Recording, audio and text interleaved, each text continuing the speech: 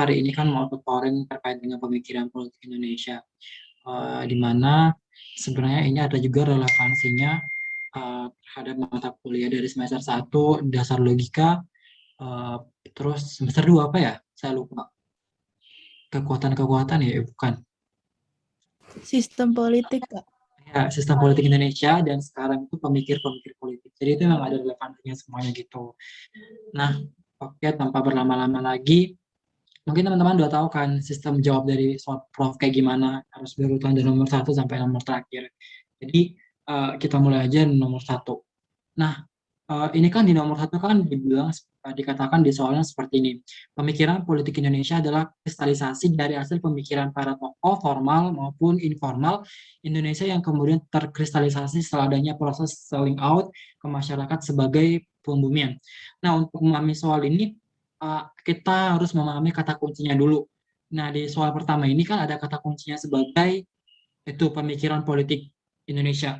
Jadi teman-teman kalau dalam menjawab soal ini bisa langsung mengarah, oh ternyata pemikiran politik Indonesia itu apa, ataupun langsung mendefinisikan ini, langsung mendefinisikan apa sih pengertian dari pemikiran politik Indonesia itu, yang nanti bisa langsung dikaitkan dengan apa itu selling out, terus nanti bisa langsung menjawab ke pertanyaan A, B, C, seperti itu.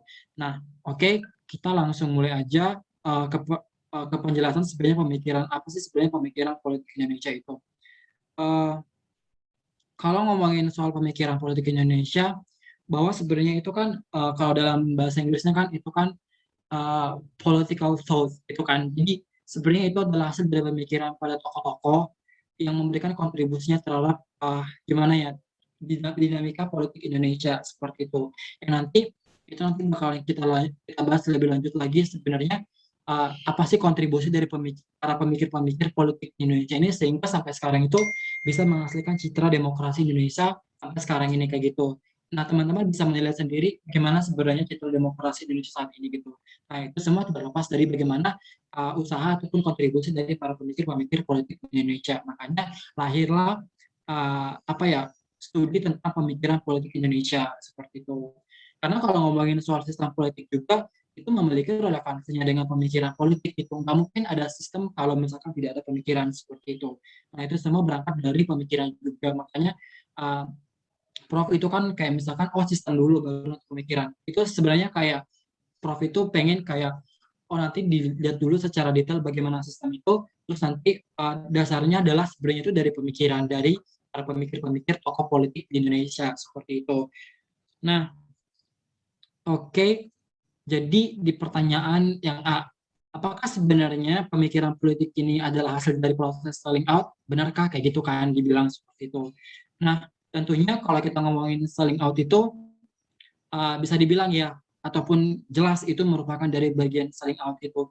Karena nanti cara menjawab soalnya seperti ini. Kalau ngomongin soal politik, kalau ngomongin soal bagaimana pemikiran politik Indonesia, itu kan yang udah aku bilang tadi merupakan sebuah hasil dari pemikiran yang awalnya itu masih dalam proses, terus itu dijual dan dibeli oleh masyarakat. Nah, itu prosesnya. Nah, jadi pemikiran itu ada tahapannya, ada prosesnya.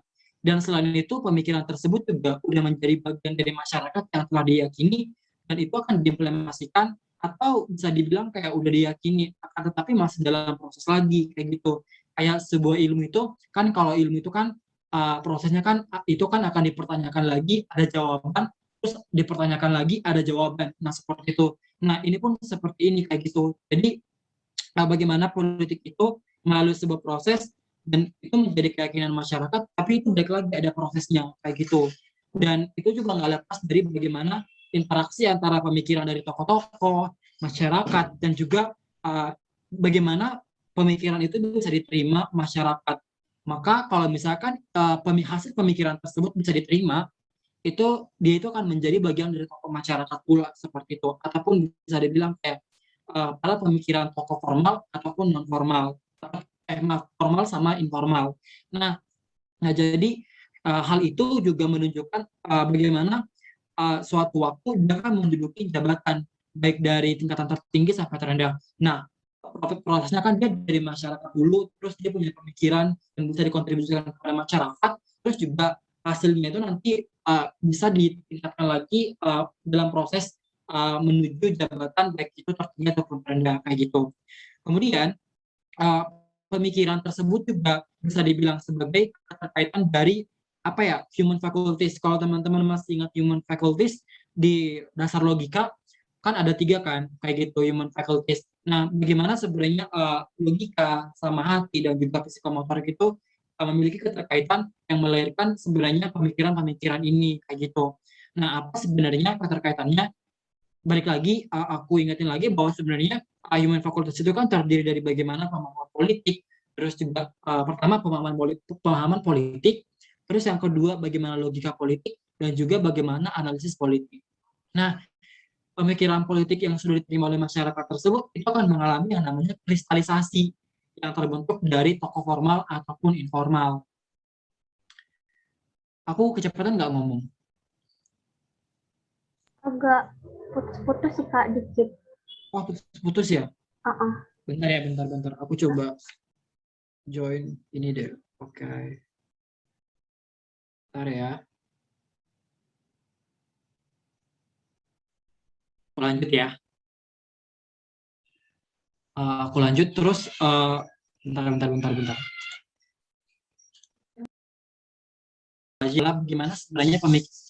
Bagaimana sebenarnya pemikiran dari pemikiran politik ini bisa diterima oleh masyarakat, itu kan ada prosesnya kan gitu. Terus tadi yang terakhir itu bagaimana sebenarnya keterkaitan dari pemikiran politik ini terhadap human faculties kayak gitu, di mana adanya pemahaman politik, adanya logika politik, sama bagaimana sebenarnya analisis politiknya. Nah, pemikiran politik yang sudah diterima oleh masyarakat tadi itu akan mengalami yang namanya kristalisasi. Nah, kristalisasi ini yang terbentuk dari tokoh formal ataupun tokoh informal tadi. Setelah dia mengalami kristalisasi, maka dia itu akan kembali mengangkat kepada masyarakat, atau itulah yang disebut sebagai selling out gitu. Nah, selling out ini kemudian akan menjadi jati diri masyarakat Indonesia kalau misalkan kita ngomongin konteksnya dalam masyarakat dalam Indonesia ya kayak gitu.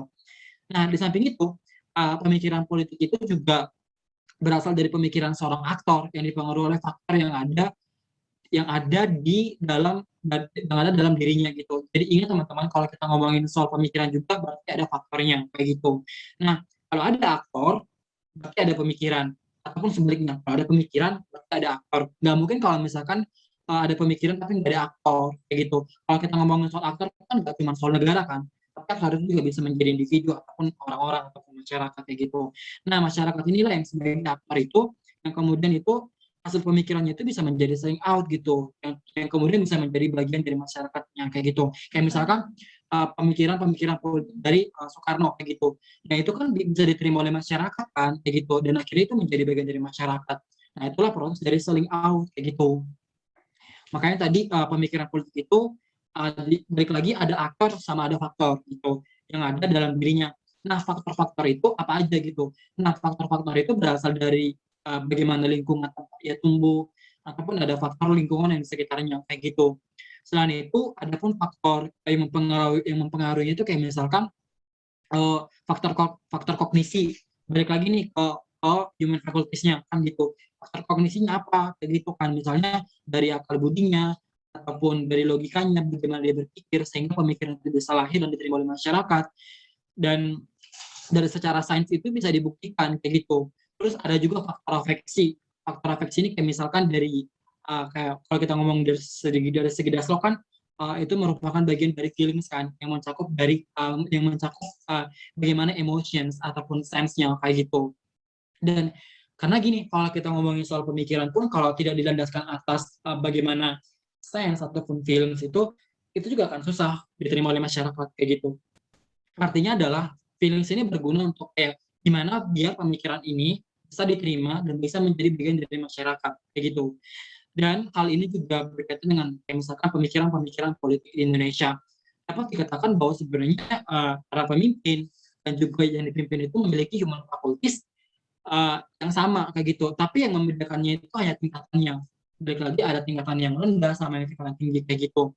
Dengan demikian semua gagasan ataupun cita-cita yang harus dimiliki itu harus ada di atas rata-rata, yang kemudian menghasilkan individual cult individual cult kalau nggak salah, yaitu bagaimana kultus individu sampai dia bisa menjadi memuja individu kayak gitu. Nah, ada namanya faktor konsistensi antara logik sama bagaimana hati ataupun heart itu ataupun feelings itu dilihat dari segi secara attitude-nya berpengaruh kepada tindakan psikomotor ataupun behavior yang ada dalam segi action sama dynamic yang kemudian melahirkan usaha ataupun effort seseorang untuk menang kayak gitu.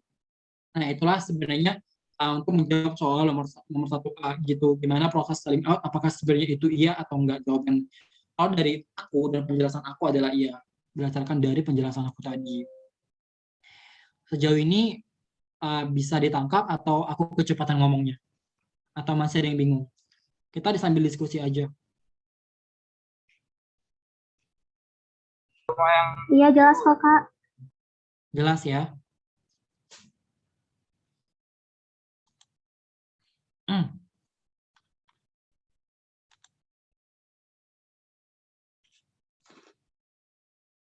Oke, terus kita lanjut lagi sama pertanyaan yang B. Nah, pemikiran politik Soekarno misalnya, apakah sepenuhnya itu digali dari nilai-nilai tradisional Indonesia, rangkaian dengan cermat? Nah, tadi kan udah sempat aku singgung bahwa sebenarnya kan bahwa Pak Soekarno ini dia juga memberikan kontribusi terhadap politik Indonesia gitu melalui political thought-nya ataupun pemikiran-pemikirannya seperti itu. Terus apakah sebenarnya itu merupakan hasil dari tradisional pemikirannya kayak gitu kan? Uh, apakah sebenarnya itu merupakan digali dari nilai-nilai tradisional Indonesia?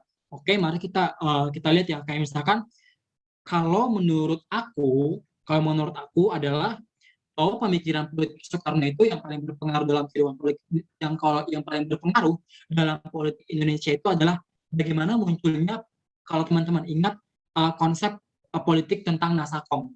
Jadi ada Nasakom, ada Nasasos, dan gotong royong. Kalau kita ngomongin soal Nasakom itu berarti kan kepanjangannya kan nasionalisme, agama, komunisme. Nah, itu merupakan konsep politik yang dicetuskan oleh Pak Soekarno dan merupakan bisa dibilang sebagai ciri khas dari demokrasi terpimpin. Nah, hal dari si Nasakom ini kayak dimaksudkan untuk bagaimana memenuhi tuntutan tiga faksi utama dalam politik Indonesia. Tiga faksi utama itu apa? Kan ada TNI, ada kelompok Islam sama komunis.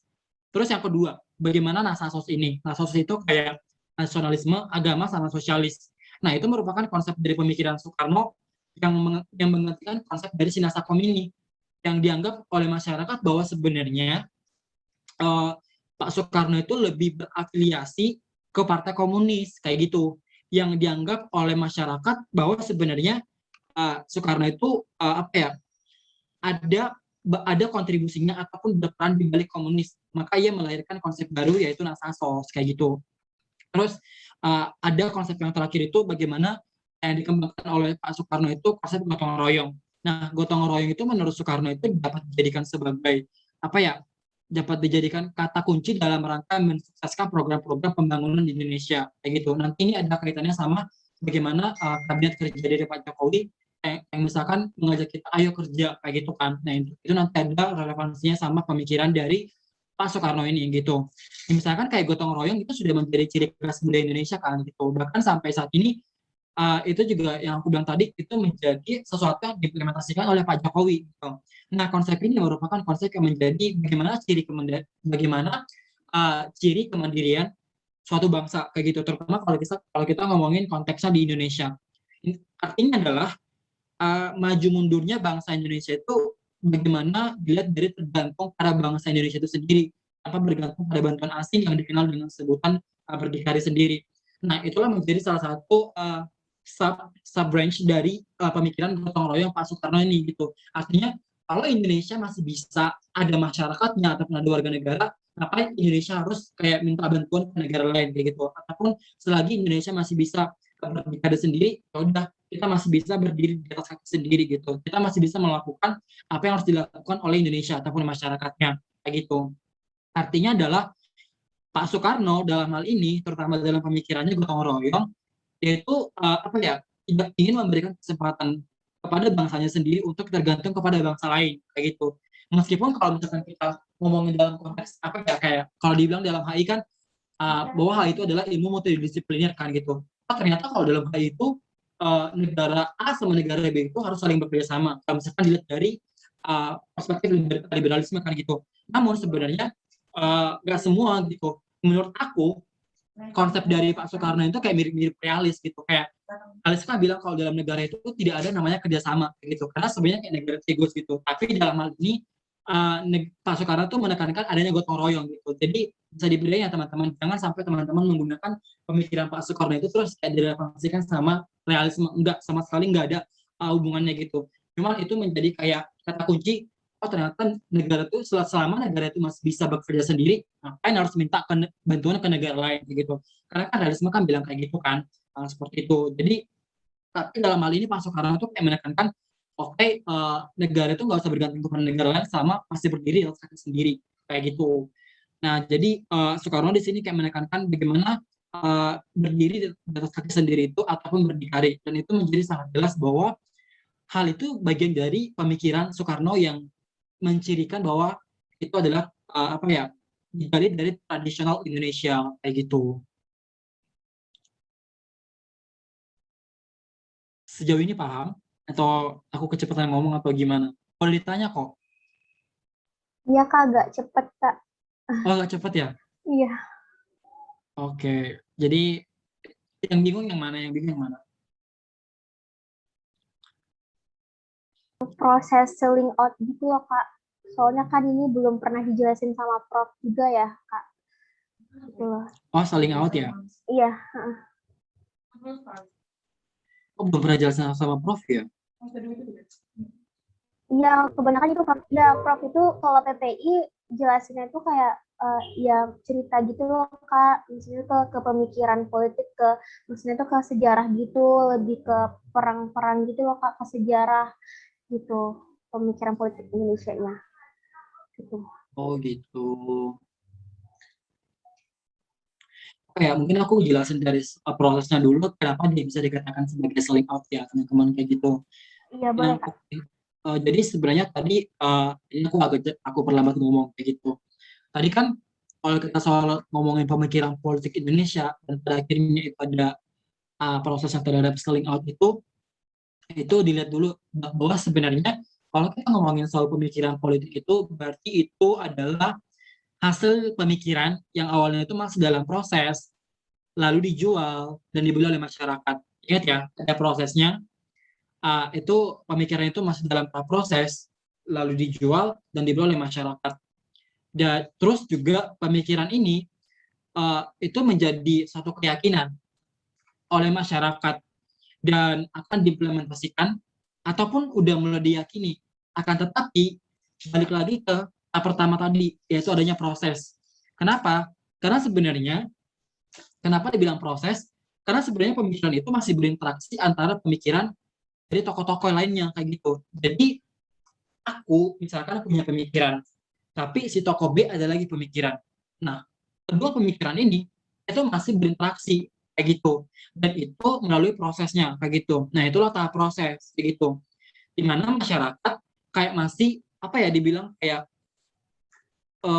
melihat pemikirannya itu kayak gimana gitu. Apakah sebenarnya nanti kalau aku terima pemikiran ini, kalau aku sebagai masyarakat, kalau aku terima pemikiran ini, apakah sebenarnya cocok ke aku kayak gitu sebagai masyarakat kayak gitu. Nah, itu sebenarnya masih masuk dalam tahapan proses. Artinya kayak masyarakat itu masih memikirkan, oh kalau gue nggak cocok sama pemikiran ini, gue nggak akan mau menerima pemikiran ini kayak gitu. Karena gue percaya pemikiran ini bakal menjadi sudut pandang ataupun cara pandang aku ke depannya untuk berpikir kayak gitu. Nah, makanya pemikiran itu nggak bisa cuma satu. Makanya ada tokoh-tokoh lain yang juga saling memberikan pemikirannya kayak gitu. Itulah merupakan dari tahap proses. Terus, jika ia diterima oleh masyarakat, maka orang yang tadi memberikan pemikirannya itu, dia itu akan masuk menjadi bagian tokoh masyarakat pula, gitu. Tapi dalam konteks, dia itu pemikiran tokoh formal, ataupun non formal, ataupun informal, kayak gitu. Yang mana, sewaktu-waktu dia itu akan, ataupun kemungkinan besar, bisa menduduki jabatan baik dari tingkat tertinggi sampai terendah. Kayak gitu. Nah, Kemudian si pemikiran ini kan tadi kan merupakan hasil ataupun kaitan dari human faculties kan kayak gitu.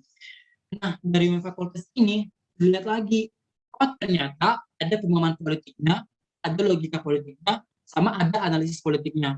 Ingat lagi human faculties itu kan ada 3 kan, dilihat dari kognisi sama afeksi ataupun sense, terus juga dilihat dari bagaimana psikomotoriknya kayak gitu. Artinya pemikiran itu lahir adanya hubungannya dengan human faculties kayak gitu. Kayak misalkan kita ngomong nih, gitu. Kita ngomong satu ke orang, itu kan kita kan pasti mikir kan, kayak gitu. Tapi kita juga harus dilalui dari perasaan juga ataupun feeling kayak gitu. Oh kalau misalkan gue ngomong kayak gini ke orang lain, entar perasaannya kayak gimana, kayak gitu. Nah itulah bagian dari feelings. Adanya psikomotorik kayak gitu. Kalau psikomotorik itu kayak dia itu adanya movement ataupun gerakan. Oh, ternyata kalau misalkan aku menyampaikan perkataan ini, apakah aku akan ada pergerakan ataupun aku ada atau aku ada movement kayak gitu. Nah, itu pun begitu apa ya kayak begitu juga dengan pemikiran loh teman-teman kayak gitu. Artinya adalah pemikiran itu bisa terjadi karena human faculties tadi juga kayak gitu. Kayak misalkan yang aku bilang tadi, pemikiran yang soal tadi, pemikiran politik Soekarno yang Nasakom, Nasasos, dan juga gotong royong. Itu kan dipikirkan dulu kan sama Pak Soekarno gitu. Terus dilihat dari juga ataupun analisis dari feelingsnya gitu.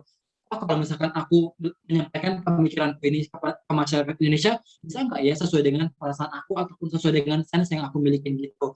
Artinya adalah mereka itu ada tujuan ataupun sesuatu yang ingin dicapai gitu, tapi dalam konteks bersama loh gitu, bukan individu-individu kayak gitu. Nah itu dia kalau misalkan dari fakultasnya gitu. Nah kemudian pemikiran politik yang sudah diterima oleh masyarakat tadi itu akan mengalami yang namanya kristalisasi yang akan kembali mengakar kepada masyarakat, dan itu yang disebut sebagai selling out yang kemudian menjadi jati diri masyarakat Indonesia. Kalau kita ngomongin konteks Indonesia teman-teman kayak gitu. Itu kalau kita ngomongin selling out.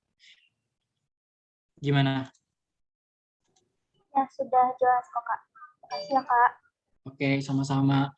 Terus yang bagian B tadi gimana?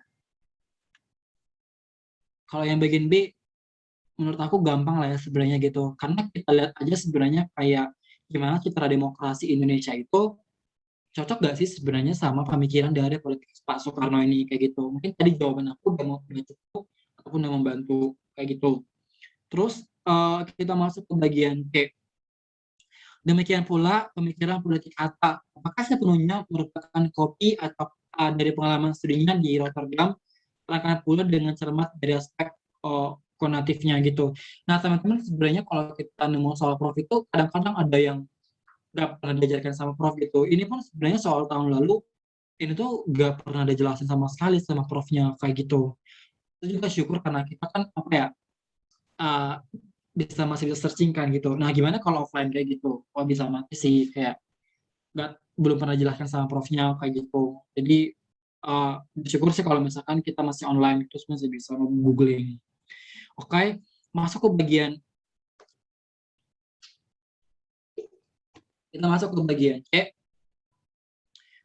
Apakah sebenarnya pemikiran politik itu kopi dari studinya ataupun pengalamannya selama kuliah di Rotterdam kayak gitu? Kalau aku berpikirnya adalah ya, jawaban aku Pak adalah ya. Kenapa gitu? Karena kita harus cari tahu lebih dalam lagi ataupun lebih lanjut bagaimana sih bagaimana konsep pemikiran politik Hatta dalam pemikiran politik kebangsaan yang menjelaskan adanya pandangan bahwa kemakmuran dan demokrasi merupakan aspek yang mutlak harus dicapai oleh bangsa Indonesia kayak gitu. Nah itu pemikirannya kayak gitu. Nah apakah pemikiran si Hatta ini ada korelasinya ataupun relevansinya terhadap pengalaman kuliahnya selama di Rotterdam kayak gitu? Nah penjelasannya adalah kayak gini. Kedepannya itu Indonesia menjadi bangsa yang harus bersatu dan tidak terpisah-pisah. Nah, dia punya pemikiran seperti itu. Artinya adalah si Hatta itu pengen penjajah asing di Indonesia itu nggak ada kayak gitu. Baik di masa sekarang ataupun di masa akan nanti kayak gitu. Baik itu dalam bentuk apapun, baik itu dalam politik ataupun ideologi, dia tuh nggak mau itu terjadi kayak gitu. Jadi dasar-dasar perikemanusiaan harus terlaksana dalam segala segi dalam segi aspek kehidupan. Itu juga pemikiran politik dari Hatta. Selain itu, Hatta juga menekankan eh, gimana pentingnya suatu integritas bangsa yang bebas dari segala bentuk penjajahan tadi untuk menciptakan suatu yang namanya prosperity ataupun kemakmuran ataupun kesejahteraan dan bagaimana mencapai demokrasi yang menjadi dasar suatu negara, pertama di Indonesia. Nah, si Hatta memiliki pemikiran politik tentang pemahaman tentang bagaimana sosialisme itu dalam konteks kebersamaan agama, pendidikan juga kayak gitu. Makanya berangkat dari itu, pemikiran politik Hatta ini bisa dibilang sebagai kopi ataupun kayak apa ya, hasil dari penglihatan ataupun pengalaman dia selama dia berkuliah di Rotterdam kayak gitu, ataupun masa studinya di Rotterdam. Yang mana kalau teman-teman tahu ceritanya saat itu si Muhammad Hatta ini apa ya, mendapatkan beasiswa dari yayasan dia tuh pokoknya mendapatkan beasiswa lah gitu dari sebuah yayasan. Nanti teman-teman bisa lihat gitu di tahun 1962. Selama Hatta berkuliah ataupun bersekolah dengan beasiswa itu di Belanda, si Hatta ini sangat taat kayak gitu dalam menjalankan agamanya serta nilai-nilai dalam agama Islam dan menjadikannya sebagai dasar ataupun bekal dalam menjalankan kehidupannya. Nah, makanya balik lagi yang aku bilang tadi di awal itu, bagaimana pemikiran-pemikiran si Hatta ini yang ingin dikontribusikan, yang ingin diberikan kepada masyarakat Indonesia, itu bisa dilihat dari pengalamannya ketika kuliah di Rotterdam ataupun Belanda kayak gitu. Yang aku bilang tadi, dia itu taat akan agama. Dia tuh pengen menjadikan Islam sebagai dasar ataupun bekal dia dalam menjalankan kehidupannya. Nah, si Hatta ini juga memiliki pemikiran yang berhubungan dengan pendidikan. Dan bagi dia, pendidikan adalah investasi yang dapat ditanam melalui pemikiran-pemikiran intelektual. Jadi, kalau dibilang, apakah sebenarnya pemikiran politik si Hatta ini ada hubungannya dengan konatif?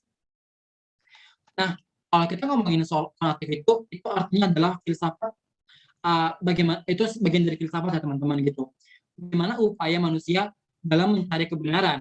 Ada fantasinya, terdapat juga imajinasinya kayak gitu. Serta bagaimana pikiran yang berada dalam otak manusia itu ataupun seseorang itu terdapat dalam aspek amalia gitu. Kalau teman-teman masih ingat ada amalia, aklia gitu kan. Nah, konatif ini terdapat dalam aspek amalia. Terus juga si konatif ini bisa dibilang apa ya, dapat menggambarkan bahwa setelah Hatta kembali dari Belanda, si Hatta ini mulai memikirkan untuk mendirikan TNI versi terbaru ataupun kayak organisasi gitu ya kalau aku nggak salah ingat, dalam memberikan arahan ataupun dengan tujuannya sebenarnya untuk mendidik anak-anak muda ataupun kader-kader bangsa untuk apa ya, kayak gimana ya, dia tuh bisa untuk oh ternyata di Indonesia itu banyak kader ataupun kayak misalkan anak-anak muda yang sebenarnya tuh pendidikannya terus ditingkatkan lagi gitu. Nah makanya dari konatif ini berangkatlah sebenarnya saat itu ingin memberikan kontribusinya ke Indonesia kayak gitu. Dan Hatta juga mengemukakan politiknya kalau dikaitkan dengan konatif itu dalam bidang politik sama ekonomi, di mana suatu negara itu dalam suatu negara itu rakyat itu yang berdaulat kayak gitu. Jadi artinya adalah bahwa kebersamaan perlu dibangun untuk kemajuan suatu negara. Nah, itulah maksud dari ataupun penjelasan soal nomor 1C tadi. Gimana? Sejauh ini paham nggak? Kalau dia masih bingung? Bisa ditanyakan kok. Oh, aku masih bingung kok yang 1C gimana gitu. Kopi itu kayak gimana maksudnya? Konatif itu apa? Kayak gitu. Paham sih Kak. Jadi itu tuh berarti itu harus dijelasin juga dari pemikir politik Hattanya itu ya Kak, dari pengalaman studinya di Rotterdam itu. Iya, benar banget. Jadi kalau cara menjawab soal seperti ini, emang kita harus kayak research ya gitu. Kayak apa sih sebenarnya pemikiran-pemikiran politik dari si Hatta ataupun Soekarno itu yang pernah diimplementasikan ataupun yang pernah dikontribusikan ke Indonesia gitu. Terus kalau untuk menjawab soal 1C itu, ya bisa dilihat gitu, apakah sebenarnya pemikiran-pemikirannya itu lahir dari pengalaman dia dari masa studinya di Rotterdam ataupun selama dia kuliah di sana kayak gitu. Dan menurut aku dan jawabanku adalah iya gitu. Karena yang aku bilang tadi pemikiran-pemikirannya tadi memang sangat relevan begitu dari pengalaman dia. Dia melihat bahwa sebenarnya dia misalkan kayak dalam pendidikan, dia mendapatkan beasiswa di Belanda itu kayak apa ya? Oh ternyata aku nggak mau kalau misalkan anak-anak Indonesia tuh nggak sekolah ataupun nggak kuliah gitu. Harus bisa juga setidaknya mendapatkan beasiswa kayak dia kayak gitu. Jadi balik lagi apa sih sebenarnya landasan utama ataupun landasan ataupun umbrellanya pemikiran dari si Hatta ini terus bisa direlevansiin ataupun dikaitkan dengan masa ataupun pengalamannya dia selama kuliah di Rotterdam kayak gitu.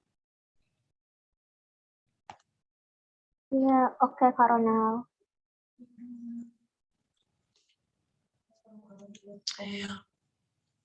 Oke, kita lanjut ke soal nomor 2.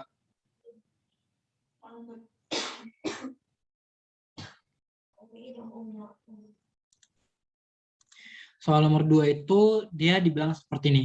Pemikiran politik perlu mempunyai visi dan misi yang jelas. Kenapa demikian? Terangkan apa fungsi politik tersebut.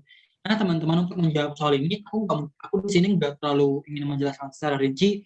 Intinya teman-teman untuk menjawab soal nomor 2 ini, kalian harus paham dulu apa itu visi sama misi gitu. Nah, di sini Prof itu maunya kalau teman-teman seolah-olah misalkan menjadi pemikir politik kayak gitu.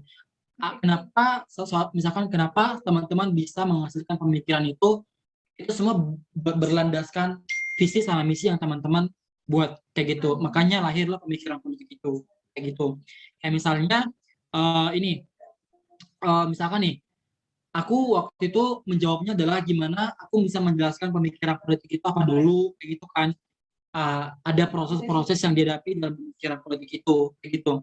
Terus pemikiran politik itu setelah diyakini oleh masyarakat, terus bisa diimplementasikan, ataupun bisa diyakini oleh masyarakat hingga menjadi bagian dari masyarakat kayak gitu. Artinya pemikiran itu setelah melalui proses yang setelah melalui proses ataupun beberapa tahapan akhirnya bisa diterima oleh masyarakat kayak gitu. Nah, di situ aku juga langsung ngejelasin sebenarnya apa itu visi dan misi kayak gitu. Kalau aku waktu itu bentar deh. Oh, yang dibilang di sini ini ya kayak pemikiran politik itu perlu mempunyai visi dan misi yang jelas. Sorry, aku maaf. Oke, yang nomor 1 itu katanya kenapa sih sebenarnya visi dan misi dalam politik itu penting kayak gitu. Oke, ini cara menjawabnya itu bisa di ini ya teman-teman, kayak kalian tuh ngejelasin dulu pemikiran politik itu apa kayak gitu, bagaimana prosesnya kayak gitu, bagaimana proses pemikiran politik itu hingga pemikiran-pemikiran itu bisa diterima oleh masyarakat kayak gitu. Yang tadi udah aku jelasin, nah itu bisa kalian nanti tuliskan di jawaban kalian di UTS PPI ini kayak gitu.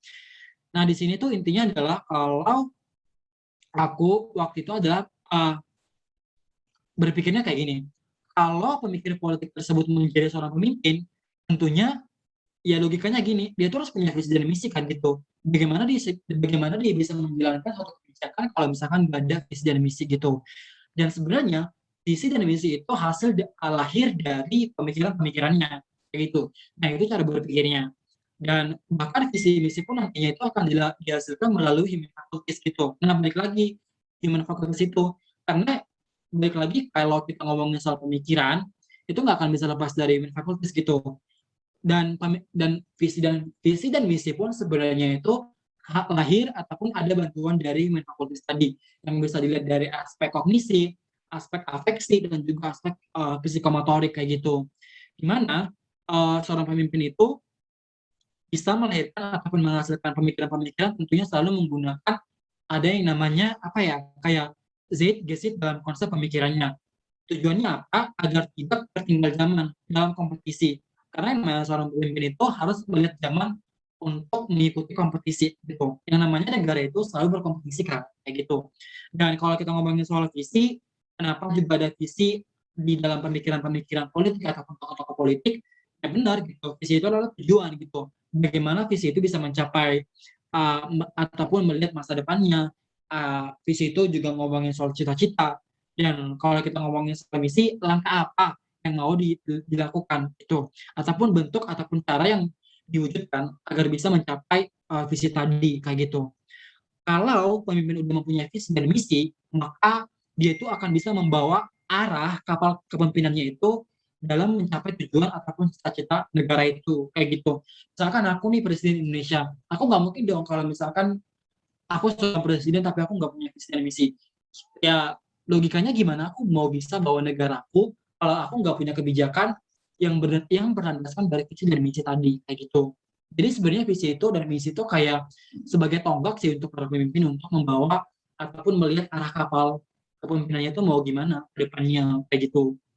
Dan tentunya kalau kita lihat dari Human Faculties tadi, para pemimpin itu ataupun pemikir-pemikir politik itu mereka menggunakan aspek-aspek tadi, aspek kognisi, aspek afeksi sama psikomotorik kayak gitu. Jadi uh, itulah sebenarnya kayak apa ya, hal-hal ataupun aspek yang harus dimiliki oleh seorang pemimpin gitu. Gimana dia bisa pada akhirnya melahirkan sebuah visi dan misi kayak gitu teman-teman. Nah itu cara menjawabnya kalau dari aku. Terus nih lanjut karena kita sampai jam 3 ya. Ini nomor 2B. Apabila visi itu menggambarkan future roadmap kayak gitu tentang masyarakat yang adil dan makmur, spiritual, maka kira-kira apa yang akan menjadi misinya? Terangkan disertai contoh-contohnya gitu. Mungkin aku nggak sini aku nggak mungkin ngejelasin secara detail teman-teman kepada kalian kayak mungkin kalian bisa langsung tahu cara jawabnya kayak gimana yang nomor 2B ini karena karena di sini tuh kalian tuh diminta kayak kalian sebagai pemimpin terus kalian udah ada visi nih gitu terus misi yang logis apa yang mau kalian buat kayak gitu. Nah itu untuk menjawab nomor 2B. Boleh dilanjut nggak? Maksudnya boleh di scroll ke bawah nomor 3. Oke, makasih. Nah nomor 3 kita masuk nomor 3.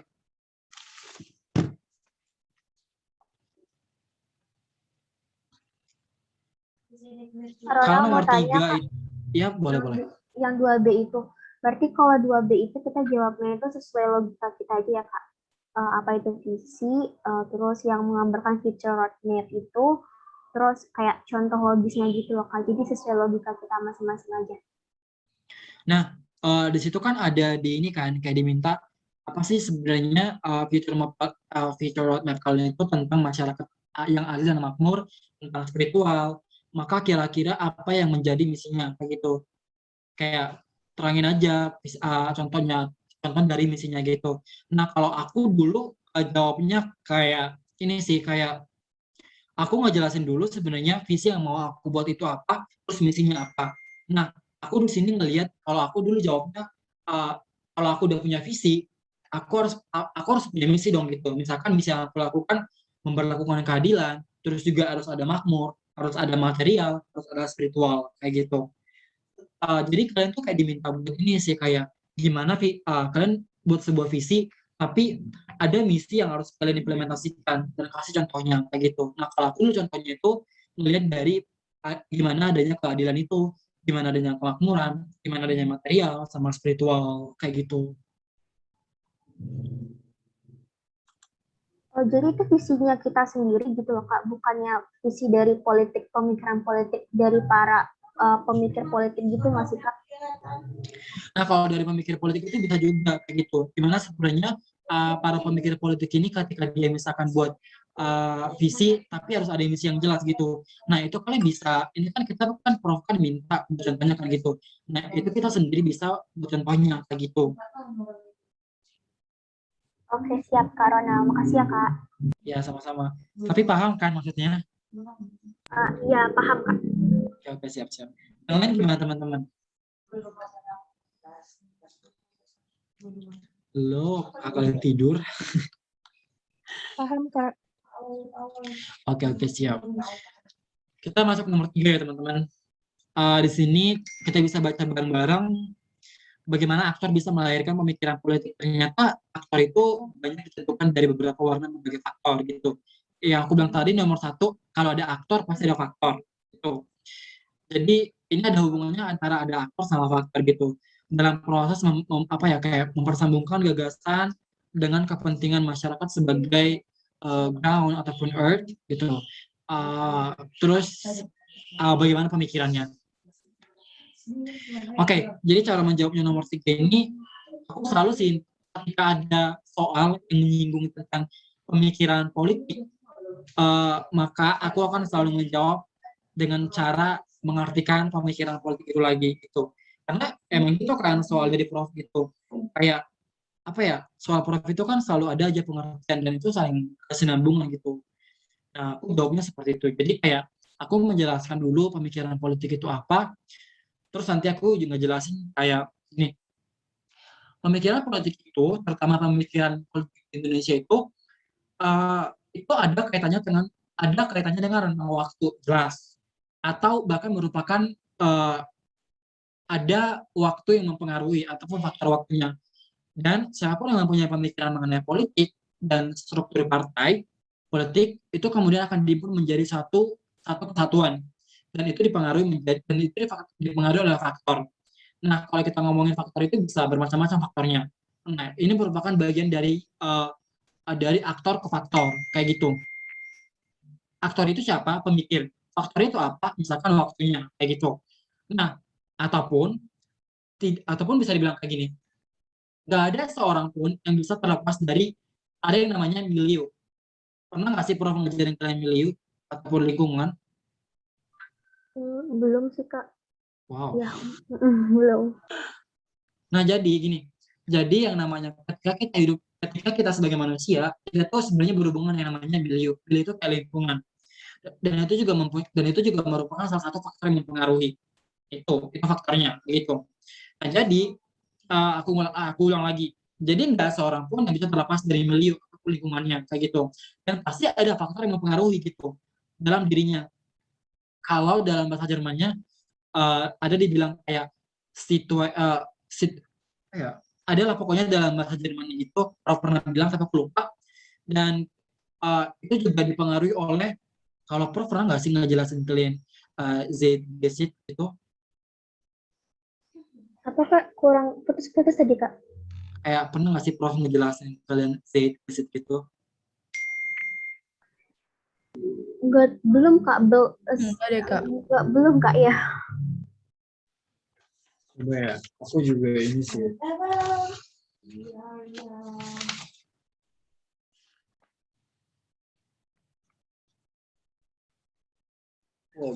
Mau tanya sih Kak, kalau Prof itu di kelas PPI itu Prof lebih banyak jelasin tentang yang Lawrence Lowell Kak, yang itu yang kayak apa sih namanya tuh sikap mental dunia gitu loh, kayak yang ada 4 itu, yang ada liberal, ada apa sih tadi, ada ya pokoknya gitu Kak, yang sikap mental dunia, pemikiran politik dunia, terus sama yang Lawrence Lowell. Beda ya. Sama aku beda sih sebenarnya. Prof malah nggak pernah ngejelasin itu. Tapi Prof pernah ngejelasin ini kan, kayak misalkan ada faktor intermestik, ada juga apa sih hubungan PPI sama HI. Ada kalau PPI sama HI ada Kak, yang konsep itu kan. Oh, oke. Jadi teman-teman, aku mau ngejelasin dulu deh, kayak ini. Bagaimana sebenarnya ada aktor, ada faktor, kayak gitu. Nah, oke. Kalau kita ngomongin soal aktor, pasti ada hubungannya dengan faktor. Gimana cara menghubungkannya? Kayak gini. Ini mungkin aku lihat catatan aku ya. Kayak itu tadi. Pemikiran politik itu berasal dari ground. Ini tadi kan, ada tadi kan dibilang sini, ada ground ataupun earth. Dan itu berkaitan sama ada aktor sama faktornya. Kayak gitu. Intinya gini, aktor itu ada followersnya. Kayak gitu. Apabila tidak ada kaitan, maka tidak dapat dimengerti. Jadi supaya masyarakat itu mengerti, harus ada aktor, harus ada faktor juga, kayak gitu. Terus juga aktor ini harus satu padu. Aktor sama faktor itu harus satu padu. Aktor harus ada sambungan dengan faktor berupa yang tadi waktu. Yang kedua, harus ada yang namanya lingkungan. Harus ada yang namanya followers, pengikut, kayak gitu. Lingkungan ini bisa dari dalam ataupun luar. kalau kita menggunakan kalau kita menggunakan skema si David Aston itu, maka aku lupa skema David Aston itu apa, tapi ada relevansinya antara aktor sama faktor.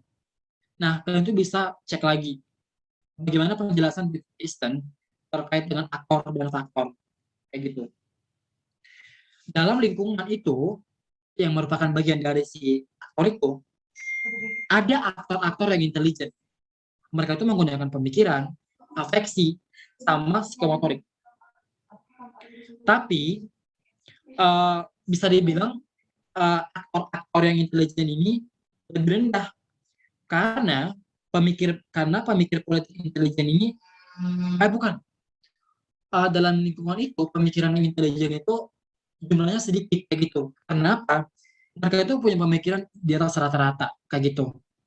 Nah, makanya sebenarnya kalau kita ngomongin faktor lingkungan itu biasanya dilihat dari bagaimana pemikiran itu, apakah sebenarnya pemikiran itu ada tingkatannya, aku lupa. Jadi tingkatannya itu kayak ada yang high intelligence sama medium intelligence dan juga low intelligence kayak gitu. Nah, itu merupakan bagian dari faktor lingkungannya kayak gitu. Nah, terus apa ya? Terus juga faktor dan aktor ini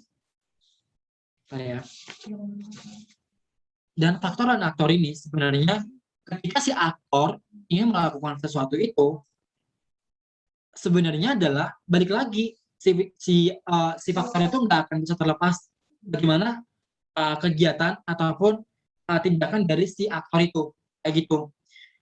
Mungkin itu sedikit penjelasan bagaimana relevansi antara aktor sama faktor. Intinya mereka ini harus saling ada hubungannya atau ada kaitannya. Karena kalau nggak ada, itu nggak akan bisa diterima sama masyarakat kayak gitu. Ketika itu dijadikan menjadi pemikiran politik kayak gitu, ataupun pemikiran-pemikiran dari masyarakat yang kemudian berinteraksi dengan pemikiran para tokoh-tokoh, kemudian didiskusikan lagi, kemudian dijual ke masyarakat. Pertanyaannya, apakah itu bisa diterima oleh masyarakat atau enggak kayak gitu. Itulah keterkaitan antara faktor sama aktor kayak gitu teman-teman. Kalau kita ngomongin soal aktor sama faktor sih panjang sih gitu, karena pun waktu itu juga di aku di prof itu dia nggak ngejelasin aktor faktor gitu, cuman uh, pernah diskusi sama Kating sih gitu soal dengan aktor sama faktor gitu, jadi tahu sedikit. Nah, oke, balik lagi ke soal nomor 3. Nah, jadi intinya adalah nggak seorang pun bisa terlepas dari namanya lingkungan itu, dari faktor-faktor yang mempengaruhi dirinya gitu. Terus juga dipengaruhi dari pengalaman yang berbeda-beda ataupun berubah-ubah, ataupun bahasa lainnya itu kayak pantarai itu dari setiap zaman. Jadi makanya ada yang namanya from actors to factors kayak gitu, ataupun sebaliknya from factors to actors kayak gitu. Yang mana aktornya adalah orang itu dengan kemampuan ataupun intelijensinya rata-rata ataupun di atas rata-rata. Dan setiap orang mempunyai challenge yang berbeda-beda. Tapi itu dilihat dari lingkungannya lagi, tergantung dari zamannya gitu. Ataupun dilihat dari aspek situationnya gitu. Jadi situasi ini bisa menggambarkan bagaimana sebenarnya kondisi faktor sama aktornya kayak gitu. Tetapi jika dilihat sebenarnya ini harus ada namanya harus ada progres ataupun kemajuan kayak gitu, meskipun dilihat dari zamannya gitu. Kalau kita ngomongin soal zaman, kalau dilihat dari misalkan zaman tahun 45 lah sampai sekarang kan itu kan pasti ada progresnya kan gitu. Nah, makanya sebenarnya tapi balik lagi orang-orang yang terlibat dalam itu orang-orang yang punya kemampuan di atas rata-rata ataupun intelijensinya di atas rata-rata gitu. Meskipun di zaman itu kayak misalkan teknologi belum canggih ataupun kayak misalkan pendidikan yang bilang kayak masih rendah kayak gitu. Tapi sebenarnya orang-orang pada saat itu dia memiliki kemampuan di atas rata-rata. Nah, sehingga mempunyai challenge yang berbeda-beda berdasarkan dengan zamannya. Tapi challenge itu justru melihat adanya progres ataupun kemajuan. Kayak gitu teman-teman. Nah, terus pemikiran politik itu berasal dari ground atau ada kaitannya dengan aktor, antara aktor itu, di mana ada aktor dengan aktor dan juga ada antara aktor dengan followersnya. Apabila tidak ada kaitan, maka akan apa ya namanya, maka akan apa ya, esoterik, ya esoterik, ataupun tidak dapat diterima ataupun tidak dapat dimengerti oleh masyarakat. Pertanyaannya, mengapa saling berkaitan? Tentunya agar masyarakat nggak menolak, dan tetap bersatu padu ketika ada pemikiran itu. Selain itu, si aktor ini harus saling berkesinambungan dengan faktor yang aku bilang tadi, berupa apa? Followers ataupun pengikutnya, bagaimana lingkungan, baik lingkungan dalam luar ataupun dalam, seperti itu. Kalau ngomongin soal lingkungan, dalam lingkungan terdapat aktor-aktor yang tingkat intelijennya itu rendah, karena aktor pemikir politik intelijennya berada di atas rata-rata, kayak gitu. Kayak gini, misalnya kayak di dalam lingkungan itu kan pasti ada yang berbeda-beda intelijennya kan gitu. Tapi sebenarnya ketika ada perbedaan intelijen itu, menurut kalian siapa yang menang? Intelijen yang rendah ataupun intelijen yang tinggi? Siapa? Yang tinggi kan? Karena Kak yang tinggi. ya karena mereka itu mempunyai kemampuan di atas rata-rata dan mereka itu menjadi dominasi di lingkungan itu, kayak gitu. Itu maksudnya. Kalau dilihat dari lingkungan, terus juga, oh ternyata dalam lingkungan itu ada lagi nih aktor-aktor yang mempunyai tingkatan intelijensi yang berbeda-beda, gitu. Dan siapa yang paling dominan? Ya aktor yang memiliki intelijensi yang tinggi, kayak gitu. Sehingga setelah pemikiran politik yang berasal dari pemikiran di atas rata-rata, lahirlah istilah yang namanya match all party, dan ada yang namanya catch all party, kayak gitu. Match all party dan juga catch all party. Misalnya, kedua ini dapat digunakan dalam skema si David Easton itu. Nah, aku menyarankan kalian dari skema David Easton lagi, di mana adanya menunjukkan analisis input dan output yang dapat dilihat dari faktor dan aktor yang memiliki keterkaitan, kayak gitu. So far, kalian paham nggak? Atau masih bingung? Masih bingung, Kak. Sebenarnya kalau kita mau ngomongin ini sih panjang banget ya gitu, karena apa ya, itu sebenarnya harus dari dasar lagi sih gitu. Intinya kalian tuh juga harus paham lagi bagaimana ini apa sih namanya, antara aktor sama faktor. Lihat dari, kalau misalkan kita mulai dari skema si David Aston kayak gitu. Tapi ini sih, aku mau coba lagi ngejelasin kayak gini, teman-teman. Jadi hubungan antara aktor dalam menyambungkan pemikiran politik dengan kepentingan masyarakat sebagai ground ataupun earth itu ialah pemikiran politik yang sudah diterima oleh para aktor, lalu si pemikiran itu dikristalkan dan kembali mengakar pada masyarakat. Nah, biasanya hal ini menjadi keyakinan. Hal ini menjadi keyakinan dalam masyarakat Indonesia yang berpegang teguh pada falsafah ataupun dasar negara Indonesia lah, misalkan dalam kehidupan mereka. Misalnya yaitu Pancasila sebagai wujud pemikiran dari politik aktor dan faktornya. Kalau kita ngomongin Pancasila, pasti ada aktor dan faktornya. Yang mana aktornya itu meliputi para intelektual, yang tadi aku bilang.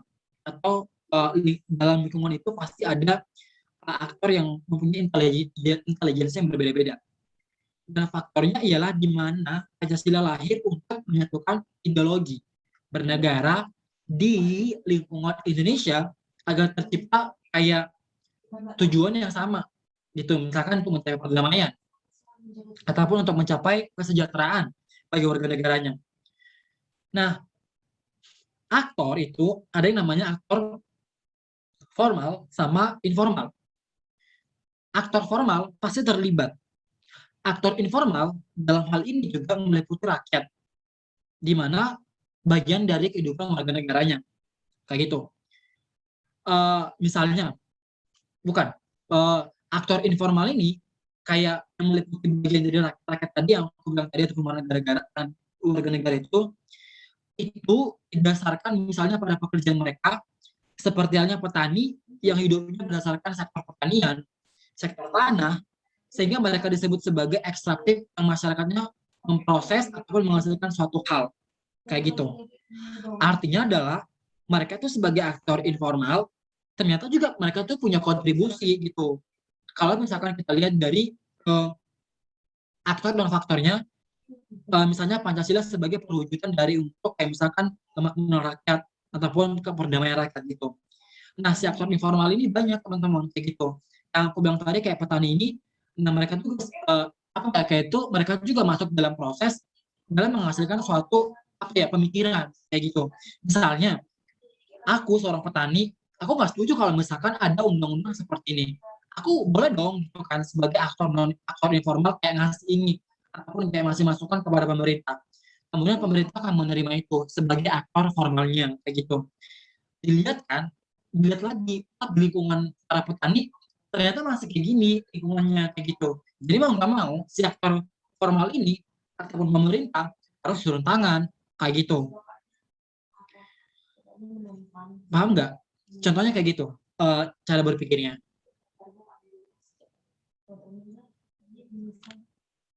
Ya, paham, Kak. Serius, jangan dibilang paham tapi nggak paham. Ya, paham, Kak. Paham Jadi ya gitu, gitu. Jadi intinya kalau misalkan nggak ada aktor, nggak ada bisa faktor gitu. Tapi lihat lagi si aktor ini ada faktor-faktornya kayak gitu. Dan bagaimana proses itu bisa yang soal nomor 3 tadi ada kepentingan masyarakat ya dilihat lagi gitu. Oh ternyata masyarakat tuh ngelihat situasi kayak gini dari faktornya gitu. Gue sebagai aktor informal juga punya peran dong gitu ke dalam pemikiran politik gitu. Artinya kayak kenapa sebenarnya pemikiran itu hadir ataupun kan gini. Sorry. Oke. Pemikiran itu akan menghasilkan kebijakan. Kebijakan itu lahir dari suara-suara masyarakat ataupun pemerintah sebagai aktor formal melihat situasi yang terjadi. Itulah faktor lingkungannya. Si aktor informal ini bilang ke si aktor formalnya, gue nggak setuju kalau misalkan ada kayak gini. Maka lo sebagai aktor formal harus kayak gini, kayak gitu. Nah makanya ada keterkaitan dari aktor sama faktornya gitu.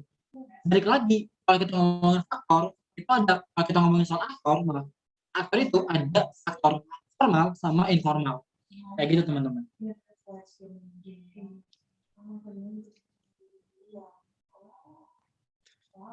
So far gimana? Mungkin gini kali ya, Kak, hubungan antara aktor dan faktor itu. Jadi gimana aktor ini dalam bertindak itu nggak bisa lepas dari adanya faktor. Misalnya faktor itu misalnya adanya masalah-masalah yang ada di lingkungan gitu loh. Jadi ketika ada suatu masalah, otomatis di sini aktor bertindak melahirkan pemikiran-pemikiran politik gitu loh, Kak. Mungkin itu intinya kali ya, Kak, kayak adanya hubungan antara aktor dengan faktor itu. Iya benar. Karena tadi yang aku bilang tadi, di dalam si faktor ini ada lingkungan kan gitu. Dan di lingkungan ini ada si aktor itu lagi gitu. Makanya dibilang tadi from actors to factors atau sebaliknya from factors to actors kayak gitu. Jadi di dalam si factors ini ternyata ada aktornya. Yang aku bilang tadi mereka tuh mempunyai intelijensi yang berbeda-beda kayak gitu.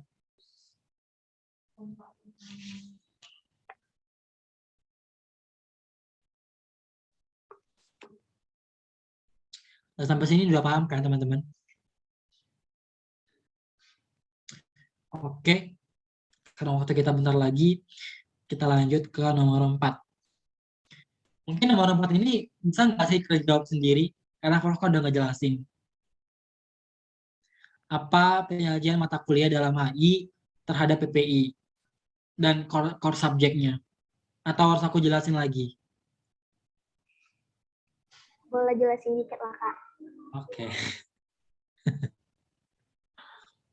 Oke.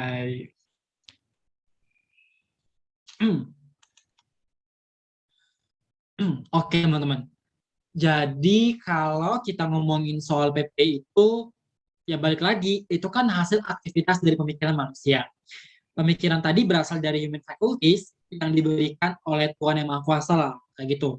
Untuk menghasilkan produk berupa logika, ataupun berpikir logika, ilmu, ataupun pengetahuan yang disebut sebagai kognisi. Selain itu, produk yang lain itu misalkan dilihat dari kelebihan afektifnya, afeksi kan, ataupun sense, ataupun feeling tadi gitu. Terus ada produk dari psikomotorik, ataupun movement. Dan TPI itu sendiri kan, ataupun pemikiran-pemikiran politik itu berasal dari pemikiran seseorang, ataupun seorang aktor, yang dipengaruhi oleh faktornya di dalam dirinya. Si faktor-faktor tersebut, terutama berasal dari faktor lingkungan itu merupakan tempat dia bertumbuh. Tempat dia bertumbuh, ataupun faktor di lingkungan sekitarnya itu menjadi faktor dia bisa berkembang. Yang secara sains itu dapat dibuktikan. Misalnya, faktor afeksi. Afeksi itu berupa feelings yang mencakup emotion kan, ataupun sense. Dalam hal ini, PPI itu ngelihat, ataupun pemikiran politik itu ngelihat bahwa pemimpin itu harus memiliki human faculties yang sama, kayak gitu. Artinya, harus ada feeling yang sama, harus ada pemikiran yang sama, harus ada gerakan yang sama, gimana biar pemikiran ini bisa diterima oleh masyarakat. Karena pada akhirnya, pemikirannya akan menghasilkan sebuah kebijakan, kayak gitu. Dan uh, baik lagi, itu semua harus ada human faculties-nya tadi, kayak gitu.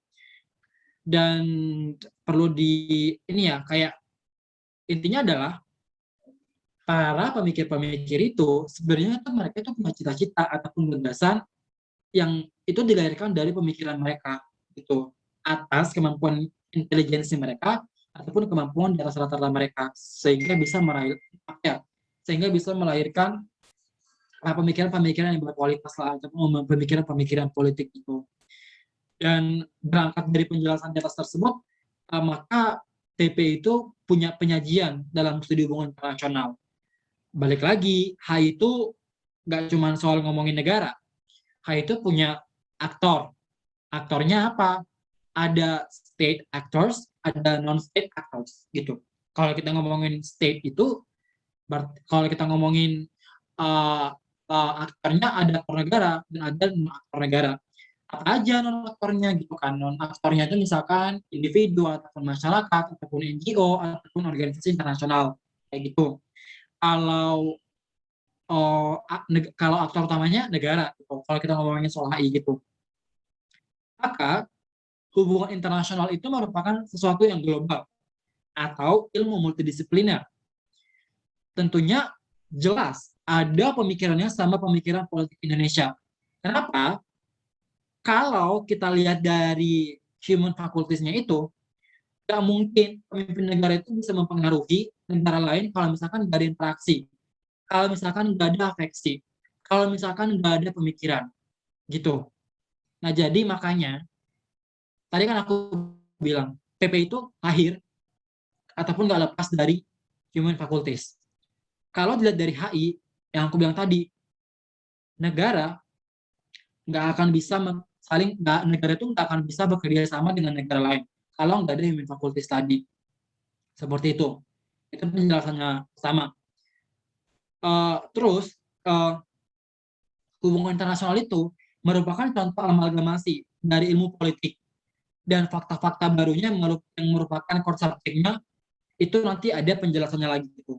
Kenapa? Kalau kita ngomongin soal pemikiran politik Indonesia, itu nggak lepas dari yang namanya ilmu politik.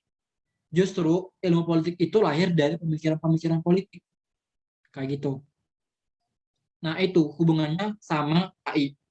Intinya adalah pemikiran-pemikiran politik Indonesia itu kayak menjembatani pemikiran yang berasal dari lingkungan luar dan dalam, dan kemudian mempengaruhi foreign policy-nya tadi gitu. Kalau kita ngomongin dalam hubungan internasional, HI kan ada juga kan foreign policy-nya gitu. Tapi nanti kita akan lihat juga di sini apa sebenarnya kaitannya dengan foreign policy juga. Intinya gitu teman-teman. Kenapa ada hubungannya sama hubungan internasional, pemikiran politik Indonesia itu. Atau gini, HI itu berkaitan hubungannya dengan negara. hubungan global.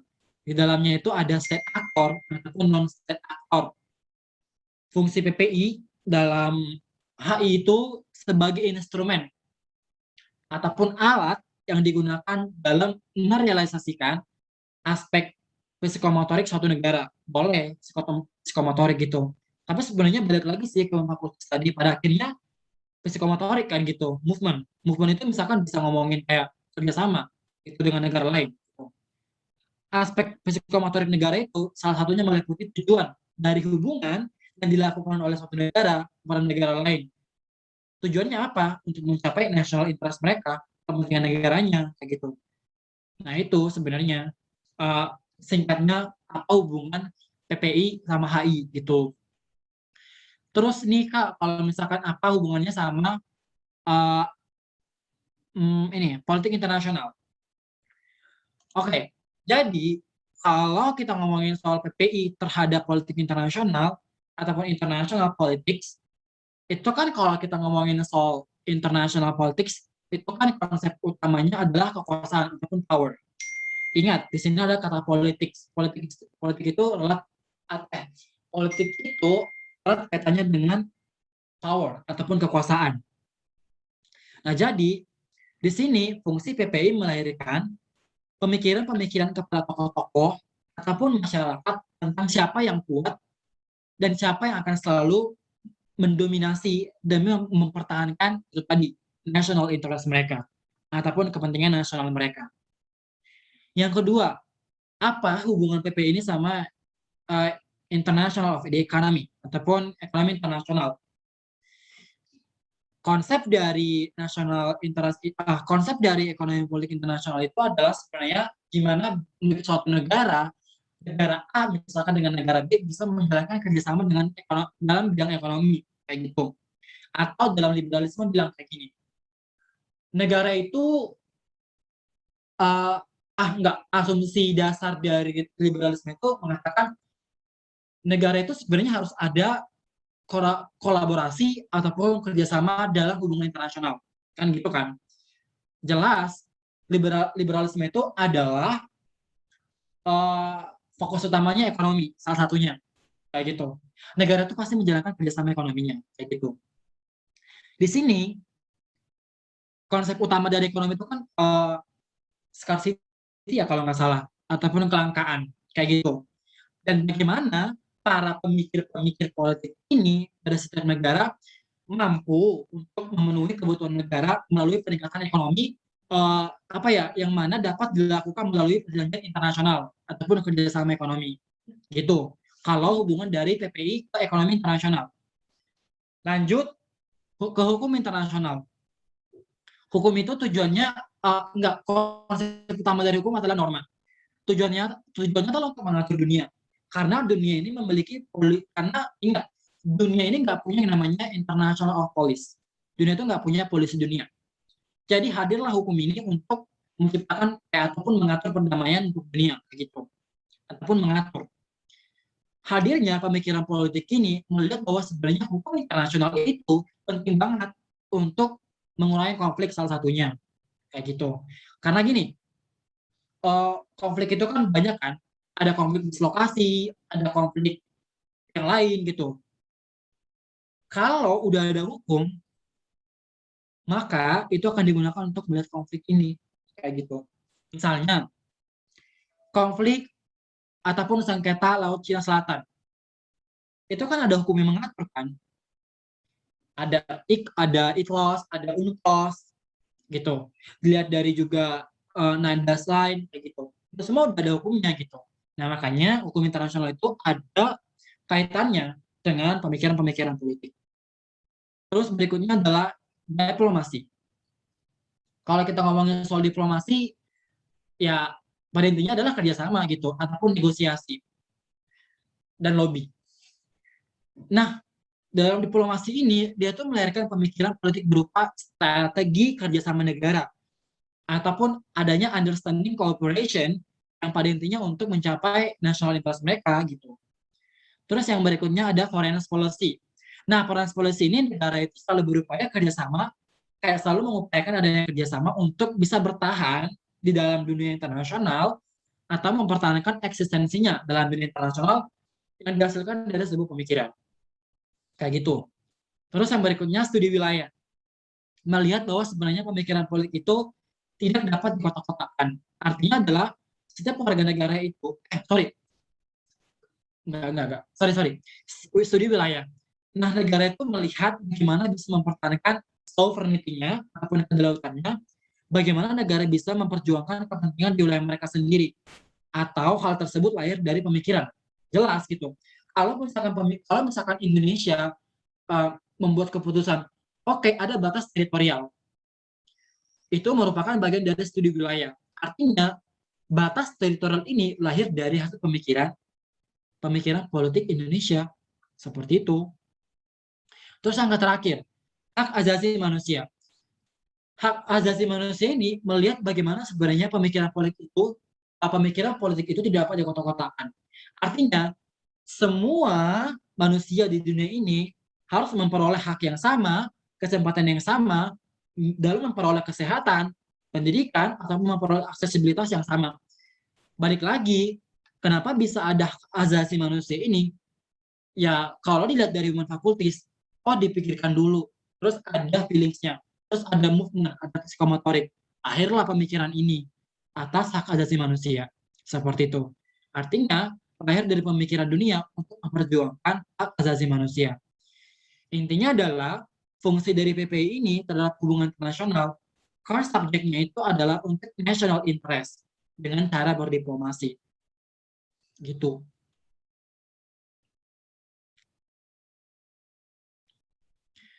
Lanjut nih. Apa fungsi mata kuliah terhadap kebijakan publik yang mana merupakan pencampuran dari ilmu politik, ekonomi, sosiologi. Ini mungkin aku mau ngejelasin atau gimana. Soalnya mungkin di Daslog ini kalian bisa menggunakan jawaban Daslog ini. Kayak misalkan sub-branch-nya dari ataupun core subject-nya dari HI itu, kayak misalkan sosiologi, ekonomi, administrasi, teknologi, apa kaitannya dengan PPI. Bisa atau harus dijelasin lagi? Kalau yang maksudnya yang sehingga menjadi policy sciences yang dibaptis oleh Harold Laszlo itu gimana ya? Yang gimana? Yang nomor 4B itu kan ini kan fungsi penajian mata kuliahnya terhadap studi kebijakan publik yang merupakan pencampuran dari ilmu politik, ekonomi, sosiologi, administrasi, dan juga teknologi. Kan emang bahwasanya kebijakan publik itu merupakan pencampuran atau amalgamasi dari ilmu politik, ekonomi, sosiologi, administrasi, dan teknologi. Nah, sehingga menjadi policy sciences yang dibaptis oleh Harold Laszlo. Itu maksudnya apa ya, Kak? Jadi atau mungkin kita masukin itu, atau ya udah kita jelasin aja kayak sesuai yang dimana itu bahwasannya kebijakan publik itu ya benar-benar adanya pencampuran dari ilmu politik, kita jelasin itu. Ya sebenarnya itu kita tuh diminta kayak menjelaskan secara umum aja sih gimana sebenarnya kebijakan publik itu merupakan dari hasil kawin-mawin dari ilmu ini, ilmu itu, dan ilmu itu gitu. Karena pun sebenarnya kalau dari pemikiran si tokoh tersebut sama aja sih kayak gitu. Jadi itu nggak terlalu difokusin aja ya, Kak. Jadi Iya, nggak difokusin usah. itu Jadi ke nanti kalian menjelaskan aja gitu apakah terkaitan ataupun relevansi fungsi dari si PPI ini terhadap kebijakan publik yang kalian bisa menjelaskan uh, apa ya ini PPI kebijakan publik itu merupakan bagian dari hasil kawin mawin dari ilmu ini, dan ilmu itu kayak gitu.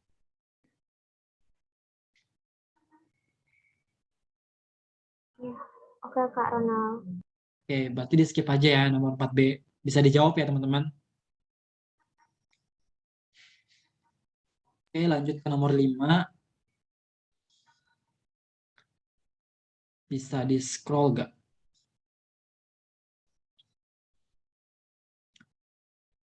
Enggak, soalnya. Ini udah lewat.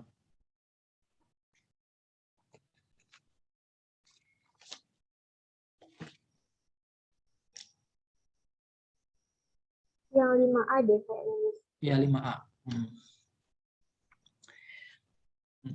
Ini adalah e-book dari Herbert Faith dan si Lance itu, Lance Castle, tentang Indonesian political thinking ataupun political thought gitu.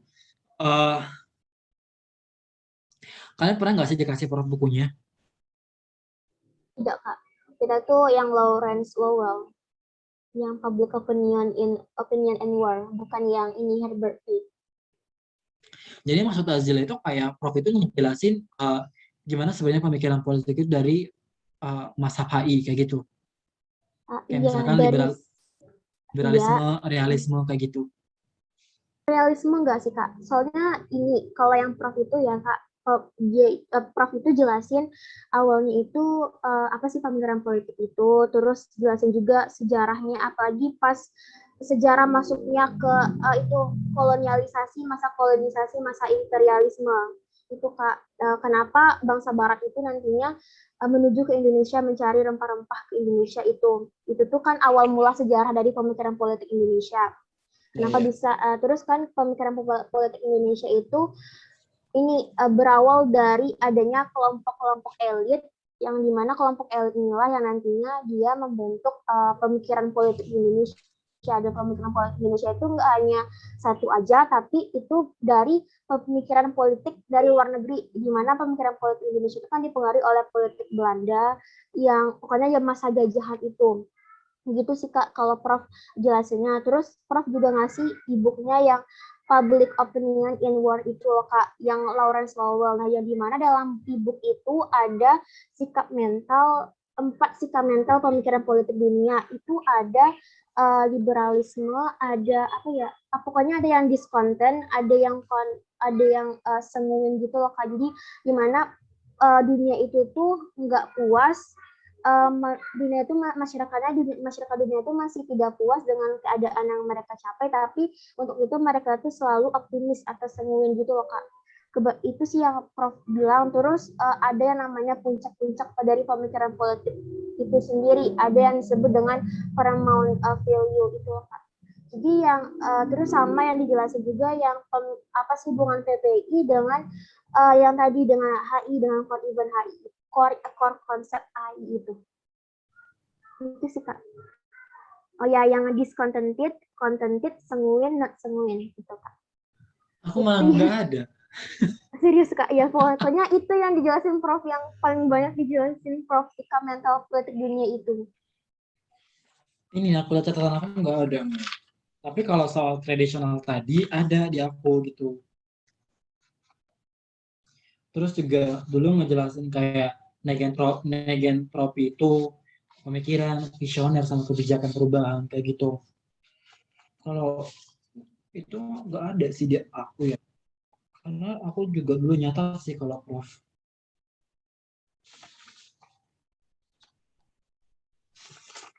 Prof sangat membangunkan. Aku nggak paham. Kak, yang sikap mental pemikiran dunia yang di bukunya Lawrence Lowell itu ada utilitarian, yang dimana dia itu tidak terlalu optimis tapi puas, terus ada reactionaries, terus ada liberal, ada radikal, atau revolutionaries gitu loh, Kak. Itu yang dijelasin Prof. Oh, kalau aku itu nggak ada, sumpah. Itu nggak ada sama aku. Cuman memang ada catatan cutting. Kayaknya soal revolusi itu dia ada gitu. Tapi menurut aku soal UTS-nya itu nggak akan laris sih dari soal UTS tahun ini. Tahun aku. Ya udah, Kak, kalau gitu ya udah Kak jelasin aja yang 5A ini sampai 5C. Tapi nanti aku kalau misalkan nanti bisa, aku coba kirim ke kalian catatan revolusi ya. Revolusi sama ini apa ya? Terkait dengan si Lawrence Lowell gitu. Ada nggak sih itu? Apanya, Kak? Pemikiran politik dari Lawrence Lowell. Iya, ada yang tadi itu kayak yang 4 tadi, sikap mental pemikiran dunia, yang utilitarian, yang reactionaries, liberal, sama radikal atau revolutionaries. Jadi kalau pemikiran politik Indonesia itu dia yang nganut yang radikal atau revolutionaries itu loh, Kak, belum puas tapi tetap optimis untuk masa depan. Kita bahas aja ya, kebetulan di sini ada. Ini sampai jam 3 guys. Tapi kalian ngerti nggak sih artinya gitu, kayak misalkan disconnected itu tadi, discontented tadi, ngerti nggak? Ada dikasih Prof nggak penjelasannya? Dikasih sih Kak, dikasih ya. Oh dikasih ya? Ah, Karena di sini ada, nggak nampak ya? Ada sih di sini gitu.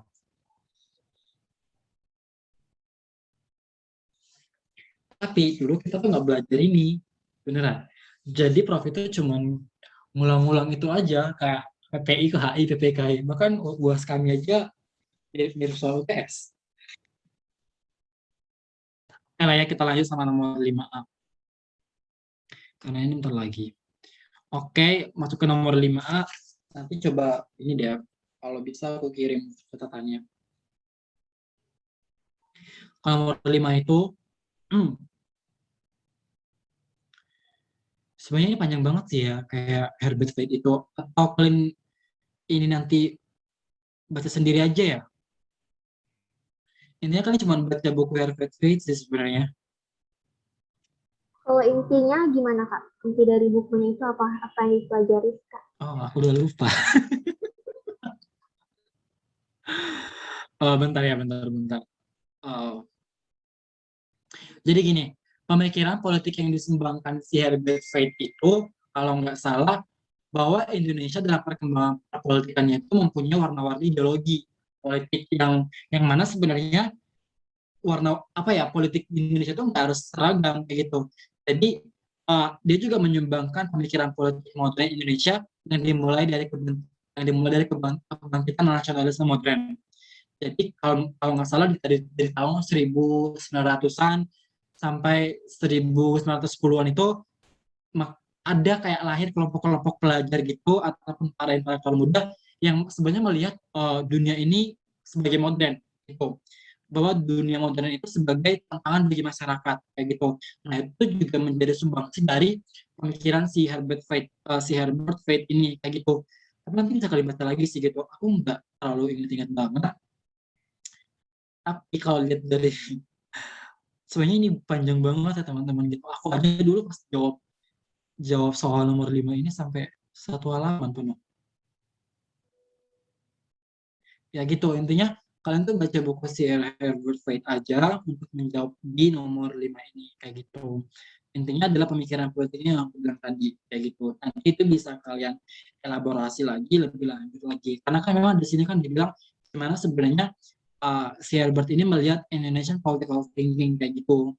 Nah, yang aku bilang tadi bisa berangkat dari itu, kayak gitu. Bahwa si Herbert melihat bahwa sebenarnya politik di Indonesia itu beragam gitu. Kalau misalkan dilihat dari dunia modern, oh ternyata ini menjadi tantangan buat masyarakat Indonesia ke depannya kayak gitu. Apakah akan tetap seragam atau enggak? Malah sebenarnya akan ya udah gitu aja politik Indonesia kayak gitu. Nanti bisa kalian baca kayak gitu. Pokoknya tuh hmm, itu itu juga dia tuh ngebahas bagaimana kemerdekaan Indonesia yang berbeda pandangan satu sama lain tentang bagaimana cara juga untuk mencapainya, hal yang harus dicapai oleh Indonesia, bagaimana juga apa ya kerjasama yang harus dilihat oleh Indonesia gitu. Terus juga si Herbert Wade di sini apa ya banyak banget sih sebenarnya gitu. Aku juga ini sih dulu banyak ngarang sih di nomor 5 ini. Intinya sih gitu kalau David Harvey ya. Kok David Harvey sih? David Harvey kan ini neoliberalisme. Herbert Wade, astaga. Iya, pokoknya si Herbert Wade itu menunjukkan Indonesia dan perkembangan perpolitikannya mempunyai warna-warni ideologi politik.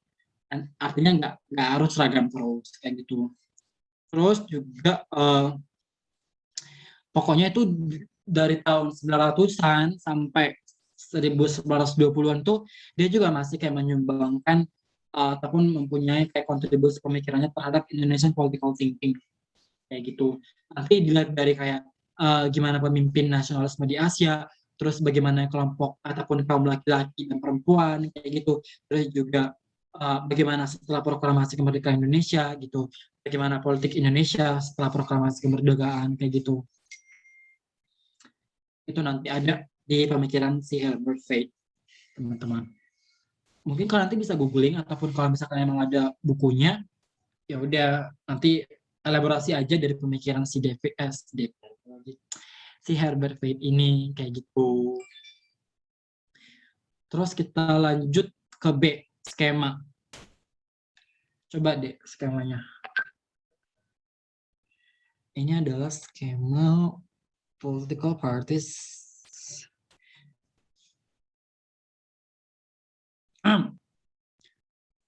Jadi teman-teman, sebenarnya nomor 7 ini adalah skema bagaimana pengaruh Barat masuk ke dalam Nusantara.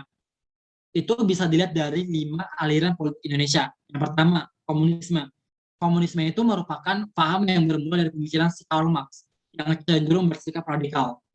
Untuk mencapai suatu perubahan, mereka menganggap perlunya adanya suatu revolusi. Ingat, dan adanya radikalisme itu juga menjadi pergerakan mereka yang tampak di Indonesia, di mana sebenarnya pada saat itu mereka berusaha untuk mengalahkan segala cara untuk mencapai tujuan dan kesejahteraan yang sama. Artinya kayak ada kesejahteraan tapi sama rata gitu. Terus juga Partai Komunis pada waktu itu dianggap sebagai partai yang partainya itu wong cilik. Jadi Partai Komunis itu mendapat simpatisan yang cukup banyak dari propagandanya yang ingin mengangkat derajat kaum buruh, dan mereka itu mempunyai iming-iming pro rakyat kecil kayak gitu. Terus yang kedua itu ada sosialisme. Konsepnya itu diambil dari pemikiran Lenin yang bersumber dari si ajaran si Karl Marx juga. Ini merupakan sebuah ideologi apa ya? Itu merupakan sebuah ideologi sosialis. Bentar. Apa dia sosialis? Oh iya, kalau sosialis itu sebagai ideologi politik yang mereka cita-citakan balik lagi untuk mewujudkan kesejahteraan masyarakatnya kayak gitu. Nah, waktu itu terbagi menjadi 2 kelompok. Ada yang namanya enggak. Iya, intinya kalau sosialisme itu sosialisme. Konsepnya itu memang diambil dari si Lenin yang bersumber pada ajaran Karl Marx. Itu balik lagi ideologi yang dicita-citakan untuk mencapai kesejahteraan masyarakat gitu secara merata melalui jalan evolusi, adanya persuasi, terus juga bagaimana konstitusional tanpa adanya kekerasan. Terus yang ketiga ada Islam. Islam pada saat itu dibagi pada 2 kelompok. Ada yang namanya Islam reformis ataupun modern yang mengilhami partai Masyumi, Muhammadiyah, dan kelompok Islam konservatif ataupun tradisional yang itu mereka itu mengilhami Nahdlatul Ulama. Jadi sebagai agama mayoritas saat itu sampai juga sekarang, Islam di Indonesia itu menjadi aliran politik yang direfleksikan dengan tumbuhnya partai Islam seperti Muhammadiyah, terus juga Nahdlatul Ulama kayak gitu. Berikutnya ada yang namanya nasionalisme radikal. Itu muncul terhadap ini muncul sebagai respon terhadap kolonialisme. Jadi di sini ada partai dengan paham nasionalisme radikal, itu kayak misalkan gerakan PNI ataupun Partai Nasional Indonesia. Tujuannya apa gitu kan? Pada saat itu mereka pengen memperbaiki katanya keadaan politik lah, terus juga pengen memperbaiki keadaan ekonomi Indonesia, dari juga sosialnya sama budaya yang sudah dirusak oleh penjajahan dengan kekuatan-kekuatan mereka lah pada saat itu menjajah Indonesia kayak gitu. Itu sih penjelasan dari skema ini. Ngertos? Tapi udah paham kan? Ini pernah nggak sih diajarin Prof?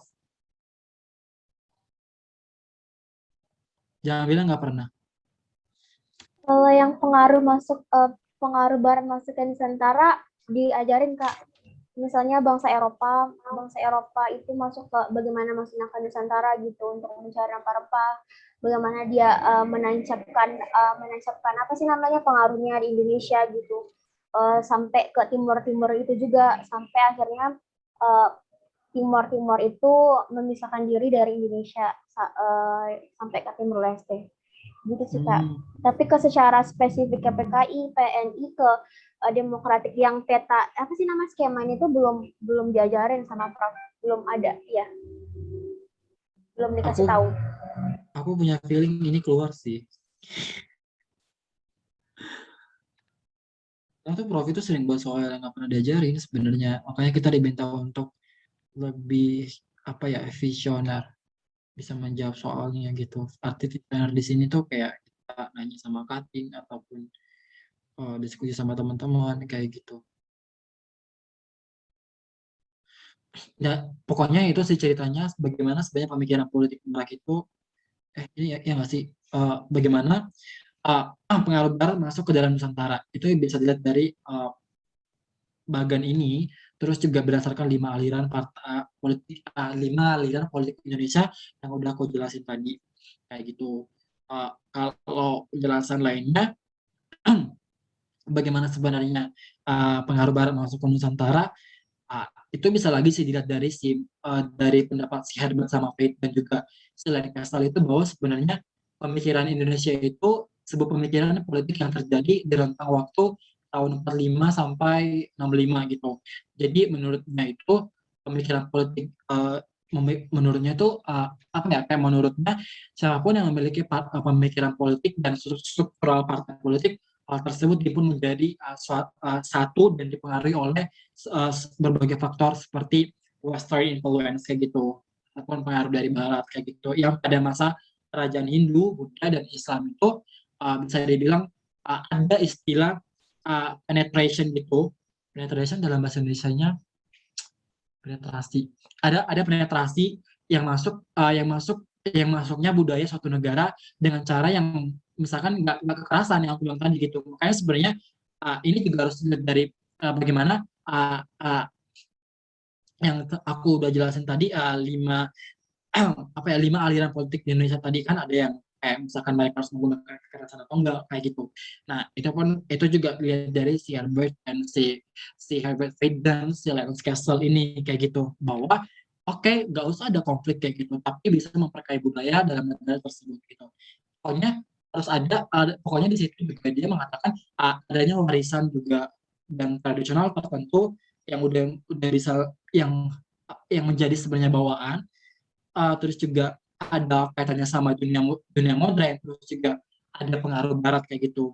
Dan diagram ini kayak diagram ini bisa menekankan dualitas warisan tradisional di Indonesia gitu. Fakta bahwa tradisi kuno Hindu dan Buddha di Jawa tetap berdiri dari Islam. Misalnya kayak gitu.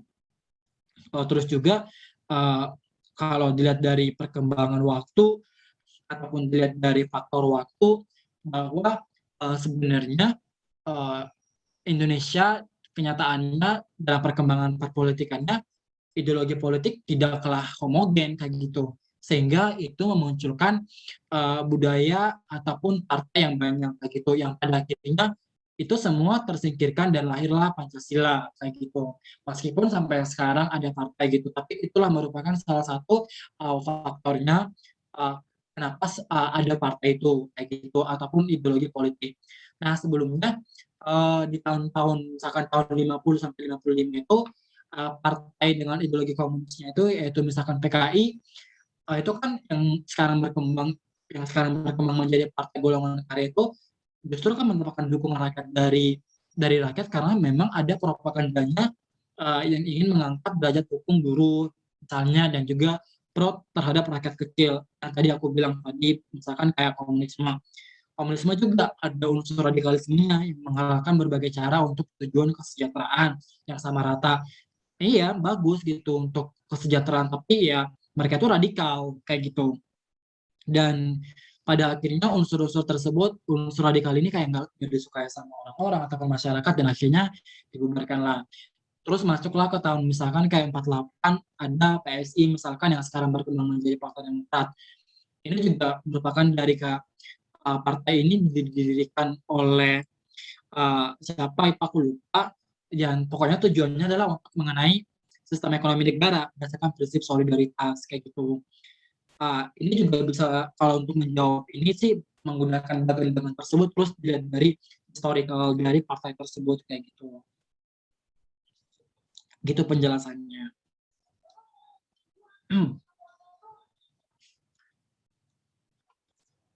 Boleh dilanjut, ke Ini udah selesai ya soalnya. Oke. Dalam pertumbuhan ataupun collisions, pengaruh barat dengan tradisi-tradisi melahirkan apa lagi nih?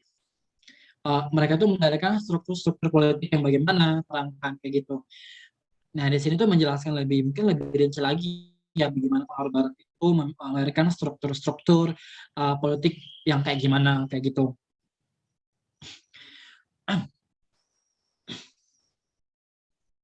Nah, jadi teman-teman, untuk menjawab dari yang terakhir ini adalah bahwa sebenarnya tradisi itu datang lebih dahulu.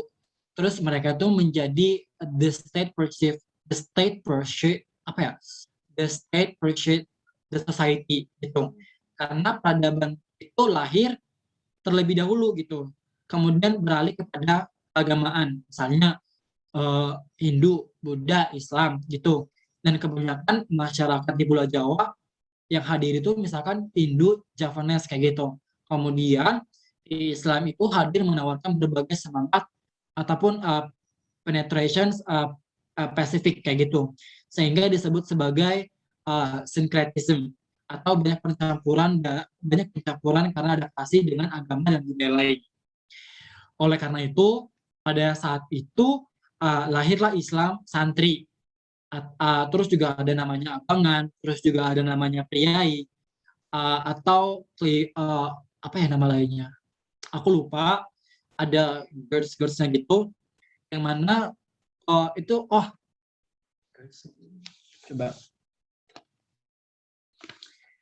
Oh ya, jadi ada satu tokoh gitu kan yang juga punya pengaruh terhadap lahirnya Islam santri abangan dan pria ini, yang mana sebenarnya dia tuh beliau melakukan sinkretisme tadi di Pulau Kare kalau dia dari sejarahnya ya gitu.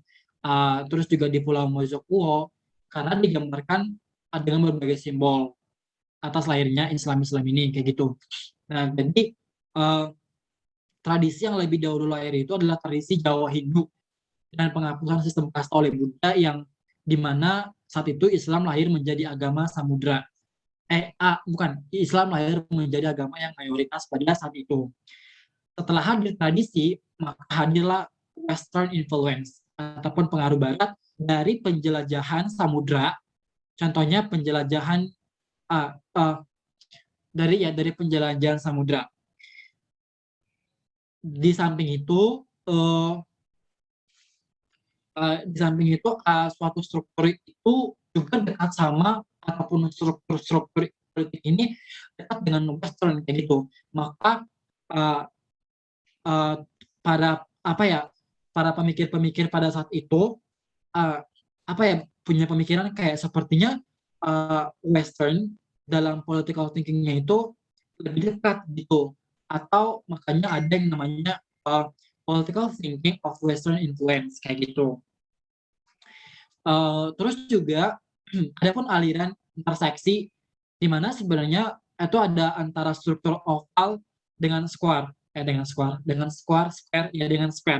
Misalnya adalah PKI dan Javanese tradition, akan tetapi PKI tidak ada interseksi dengan Nahdlatul Ulama ataupun Masyumi kayak gitu. Akibat adanya interseksi maka terjadi pemecahan partai seperti PNI menjadi PDP, ada yang namanya Golkar, terus juga mereka itu berkembang lagi menjadi Hanura, Nasdem, PKPI, Gerindra dan lain-lainnya gitu. Dan juga Javanese tradition ini juga ada hubungannya dengan Western influence gitu.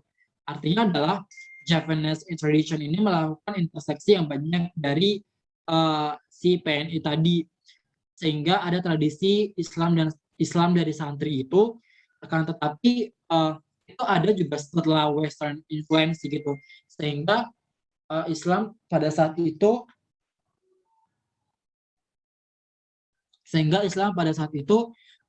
Islamnya tidak terlalu kuat pada saat itu. Dan Islam modern yang lebih dekat pada saat itu adalah akibat dari si Western influence ini, misalkan Arab Saudi gitu. Sedangkan kayak misalkan Nahdlatul Ulama ataupun Masyumi itu lebih dekat tradisional dan jarang mendapatkan Western influence ini, karena pada akhirnya karena sebenarnya mereka udah dapat pengaruh dari tradisi Jawa gitu, sehingga terjadilah Islam dalam tradisi Jawa yang disebut sebagai yang contohnya tadi abangan kayak gitu. Itu terus juga sebenarnya ini panjang banget ceritanya karena kan sebenarnya dulu jujur aku sama teman-temanku nggak bisa jawab pertanyaan ini. Kita tuh apa ya, kayak udah kerjasama aja ujiannya untuk menjawab soal nomor yang C ini gitu. Tapi adalah kalau aku sih mikirnya pengaruh barat yang bertumbuh enggak, pengaruh barat yang bertumbuhkan itu ataupun coalition itu dengan tradisi-tradisi itu justru melahirkan struktur politik. Kalau kita lihat dari misalkan ada yang namanya struktur politik mesostruktur kayak gitu kan. Nah, justru pengaruh si budaya barat ini apa ya, kayak kalau ditumbuhkan dengan tradisi-tradisi tradisional kayak gitu, justru mereka melahirkan yang aku bilang tadi, ada struktur politik yang berupa mesostruktur gitu. Seperti dalam, kalau teman-teman ingat sistem politik Indonesia, mesostruktur politik itu kan penghubung antara infrastruktur politik yang meliputi lapisan masyarakat yang bersifat informal dengan suprastruktur politik yang meliputi misalkan lembaga pemerintah yang resmi, misalkan MPR, DPD, DPR, kayak gitu kan, presiden dan wapres, kayak gitu kan. Jadi si mesostruktur politik ini terdiri atas lembaga penunjang dan penolong dalam perpolitikan Indonesia yang salah satunya adalah partai politik tadi, kayak gitu. Dan diawali dengan tradisi yang kemungkinan menjadi apa ya, yang kemungkinan menjadi peradaban keagamaan Hindu, Buddha, dan Islam itu justru kala itu mayoritas masyarakat yang hadir di Pulau Jawa itu merupakan Hindu Japanese yang aku bilang tadi, dan saat itulah Islam hadir dengan dalam berbagai jalur gitu. Misalkan salah satunya adalah jalur damai. Dan kemudian hal-hal tersebut justru makin bercampur. Artinya adalah tradisi yang bercampur dengan Western influence ini dari para penjelajah samudra di tahun sekian, aku lupa, itu kemudian dilakukan oleh Cornelis de Houtman, kemudian sampailah ia di Banten. Kalau sejarahnya, ngomongin sejarahnya gitu. Makanya pencampuran dari pengaruh barat dengan tradisi-tradisi ini lambat laun menjadi sebuah apa ya, sebuah ideologi yang tertanam dalam pemikiran masyarakat, dan pada akhirnya bisa diterima masyarakat kayak gitu. Dan tadi ada pun aliran-aliran politik ataupun pemikiran ada pun aliran dalam pemikiran politik di Indonesia itu kalau misalkan kita lihat dari ataupun flashback di tahun 1955, kayak misalkan partai-partai itu mempunyai aliran-aliran politiknya kayak gitu. Dan itu juga semuanya ada pengaruhnya dari si Western influence gitu, ataupun pengaruh dari Barat terhadap tradisional struktur-struktur politik. Seperti itu teman-teman.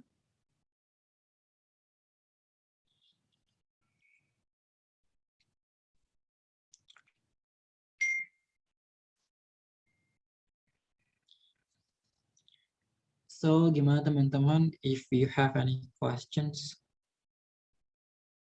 it will be nice sih jika kalian nanya. So, kita bisa discuss.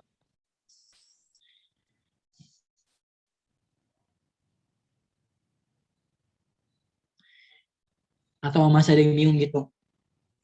Aku sih ini sih, kayak aku nemu di catatanku ada tadi kayak misalkan penjelasan apa ya tadi? Mana ya tadi? Discontented itu gimana gitu? Itu menyebabkan dunia mengalami pergolakan secara terus-menerus, mengalami perubahan karena negara tidak pernah puas. Itu kan artinya discontented. Apa sih bacanya discontent? Iya benar Kak. Jadi dunia itu masih belum puas gitu loh, kan masih banyak gejolak-gejolak gitu. Masih kacau.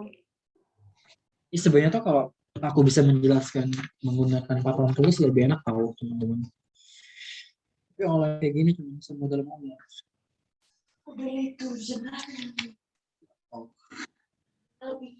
Nah, terus mungkin teman-teman ada yang mau nanya?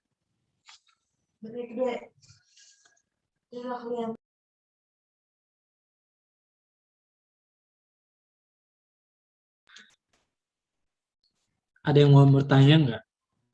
Atau masih kayak masih bingung gitu, Kak, di nomorin aku masih bingung kayak gitu. Kalau yang tadi itu aku masih belum ya gitu, karena misalkan tadi yang kayak gimana zelotisme itu, ada nggak sih zelotisme dijelasin Prof?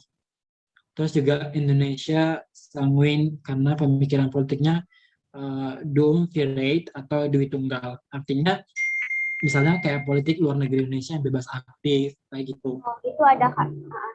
Yang semuin yang itu ada kok. Ada ya gitu. Berarti udah paham lah sebenarnya kan gitu kalau disuruh orang menjelaskannya gitu. Karena kalian udah punya catatannya gitu. Justru sebenarnya bagus kalau aku ngejelasin soal UTS ini just in case ini keluar di UTS kayak gitu. Jadi kalian bisa catat dari apa yang aku sampaikan tadi kayak gitu. Karena jujur li aku sebenarnya udah banyak lupa sih materi-materi pemikiran-pemikiran politik Indonesia gitu. Nanti di semester 4 ketemu lagi tapi lebih rinci lagi kayak gitu. Tapi nggak bahas HI lagi sih. Itu teman-teman. Ada yang Karena ingin bertanya? mungkin e-booknya si Herbert itu boleh dikasih nggak sih Kak? Masih ada nggak sih Kak? Aku ada nggak ya? Nanti aku coba tanya ke temenku ya. Nah, siapa tahu masih ada gitu. Karena aku nggak tahu masih ada atau enggak. Itu udah semester 3. Oh, ya bisa sih cari. Ini kan ada kan di soalnya kayak Herbert. Aku kepikiran David Herbert dulu. Gitu teman-teman. Mungkin nanti di internet kalau misalkan ada yang nemu, bisa menggunakan itu. Mungkin aku ini sih, mungkin aku bisa mau nambahkan kalau benar banget kalau pemikiran-pemikiran Indonesia itu nggak lepas dari namanya pemikiran-pemikiran politik dunia itu. Karena apa?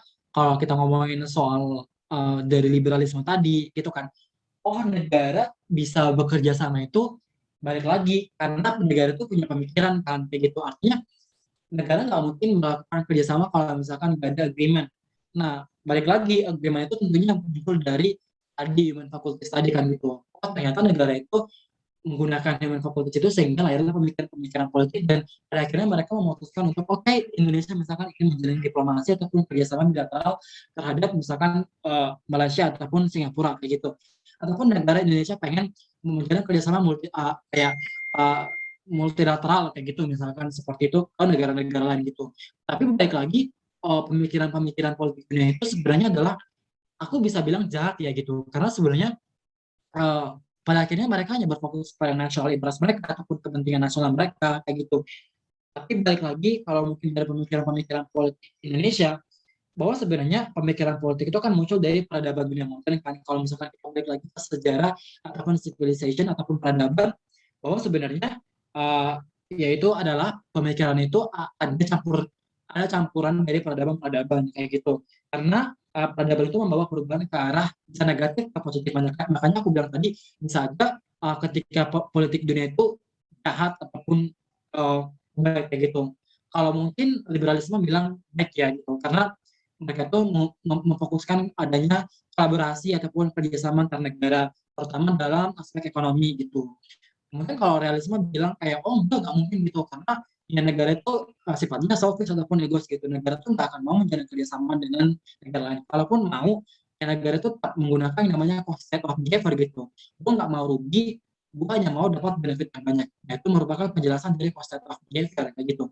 Artinya ada negara A, negara B melakukan kerjasama, ketika negara A melakukan kerjasama ke negara B, justru si negara B ini yang dirugikan, negara A yang diuntungkan. Nah, artinya negara B memberikan cost, tapi negara A mendapatkan benefit. Itu masuk dari cost of behavior gitu. Makanya sebenarnya kalau dilihat dari pemikiran-pemikiran politik dunia, itu merupakan bagian dari yang negatif ataupun jahat kayak gitu.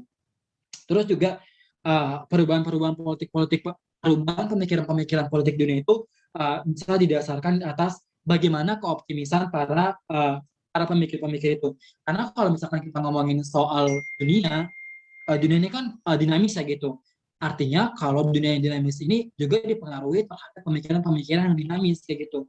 Bisa aja kalau misalkan kayak gue pemikir dari misalkan aku sebagai pemikir politik Indonesia, tapi di tahun berikutnya bisa aja pemikiran-pemikiran aku ini berubah gitu. Tapi dalam konteks bisa nggak itu diterima oleh masyarakat atau enggak kayak gitu. Kalau misalkan kita ngomongin kayak gimana pemikiran-pemikiran politik di dunia kayak gitu teman-teman gitu. Terus juga nanti ada pemikiran dari si Reynald Kasali, mungkin Prof udah ngejelasin itu bahwa pemikiran politik itu banyak mengalami yang namanya shift ataupun perubahan kedudukan ataupun pola gitu. Jadi artinya tidak lagi secara fisik tetapi imajiner. Contohnya perubahan dalam perekonomian. Misalkan contohnya GoFood yang sekarang gitu. Dulu kan kalau misalkan orang pengen beli kan harus tatap muka ataupun secara fisik kan gitu. Karena kalau sekarang kan kayak bisa kayak misalkan GoFood tadi kan secara online kayak gitulah. Itu merupakan uh, pandangan dari si Reynald Kasali terhadap pemikiran politik Indonesia yang banyak mengalami shift ataupun perubahan pola gitu. Artinya ada perubahan dari manual menuju digital gitu. Just in case ini keluar dari sama Prof gitu. Terus juga bentar ya, aku 5 menit lagi. Perubahan politik Indonesia harus mencermati perubahan yang ada di dunia. Artinya itu tadi yang aku jelasin si Muhammad Atta itu juga berfokus kepada bagaimana sebenarnya foreign affairs itu kayak gitu. Artinya balik lagi sih sebenarnya kalau pengaruh dunia ini terhadap pemikiran-pemikiran politik dunia itu sebenarnya dinamis kayak gitu. Artinya bisa aja berubah gitu. Karena sebenarnya pasti ada pengaruh-pengaruh dari pasti ada pengaruh-pengaruh dari faktor-faktor lainnya kayak gitu. Misalkan ada kekuatan-kekuatan dari elit yang tipis, tetapi juga mereka tuh powerful kayak gitu.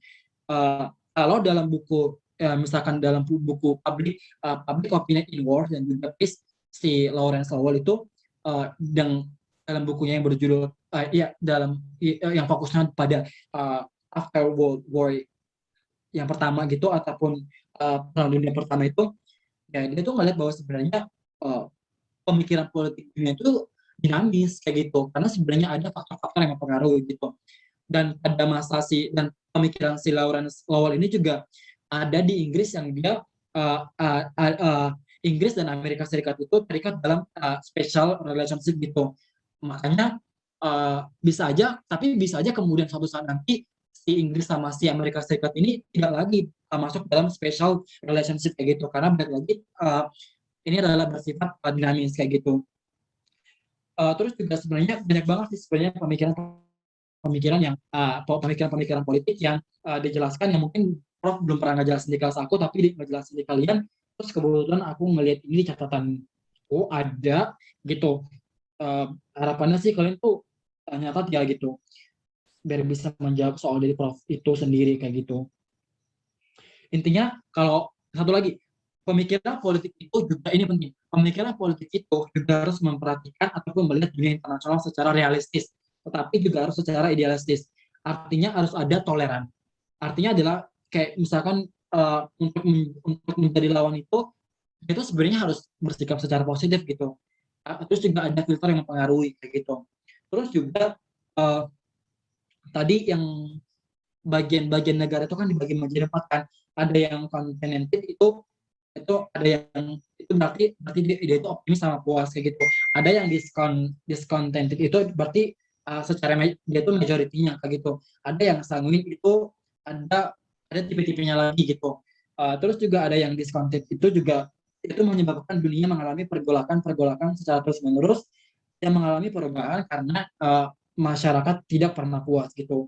Pokoknya adalah intinya baik itu masyarakat ataupun pemikir-pemikir politik dunia itu tidak akan pernah yang lepas dari namanya perubahan-perubahan dunia sehingga ada konteks mempengaruhi dan dipengaruhi gitu. Itu mungkin dari aku teman-teman.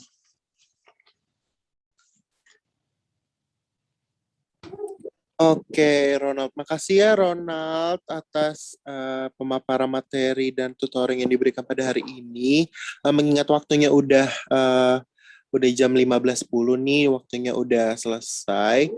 Sebelum itu aku mau ambil gambar dulu kali ya untuk dokumentasi. Boleh untuk recordingnya di stop aja, gak apa-apa.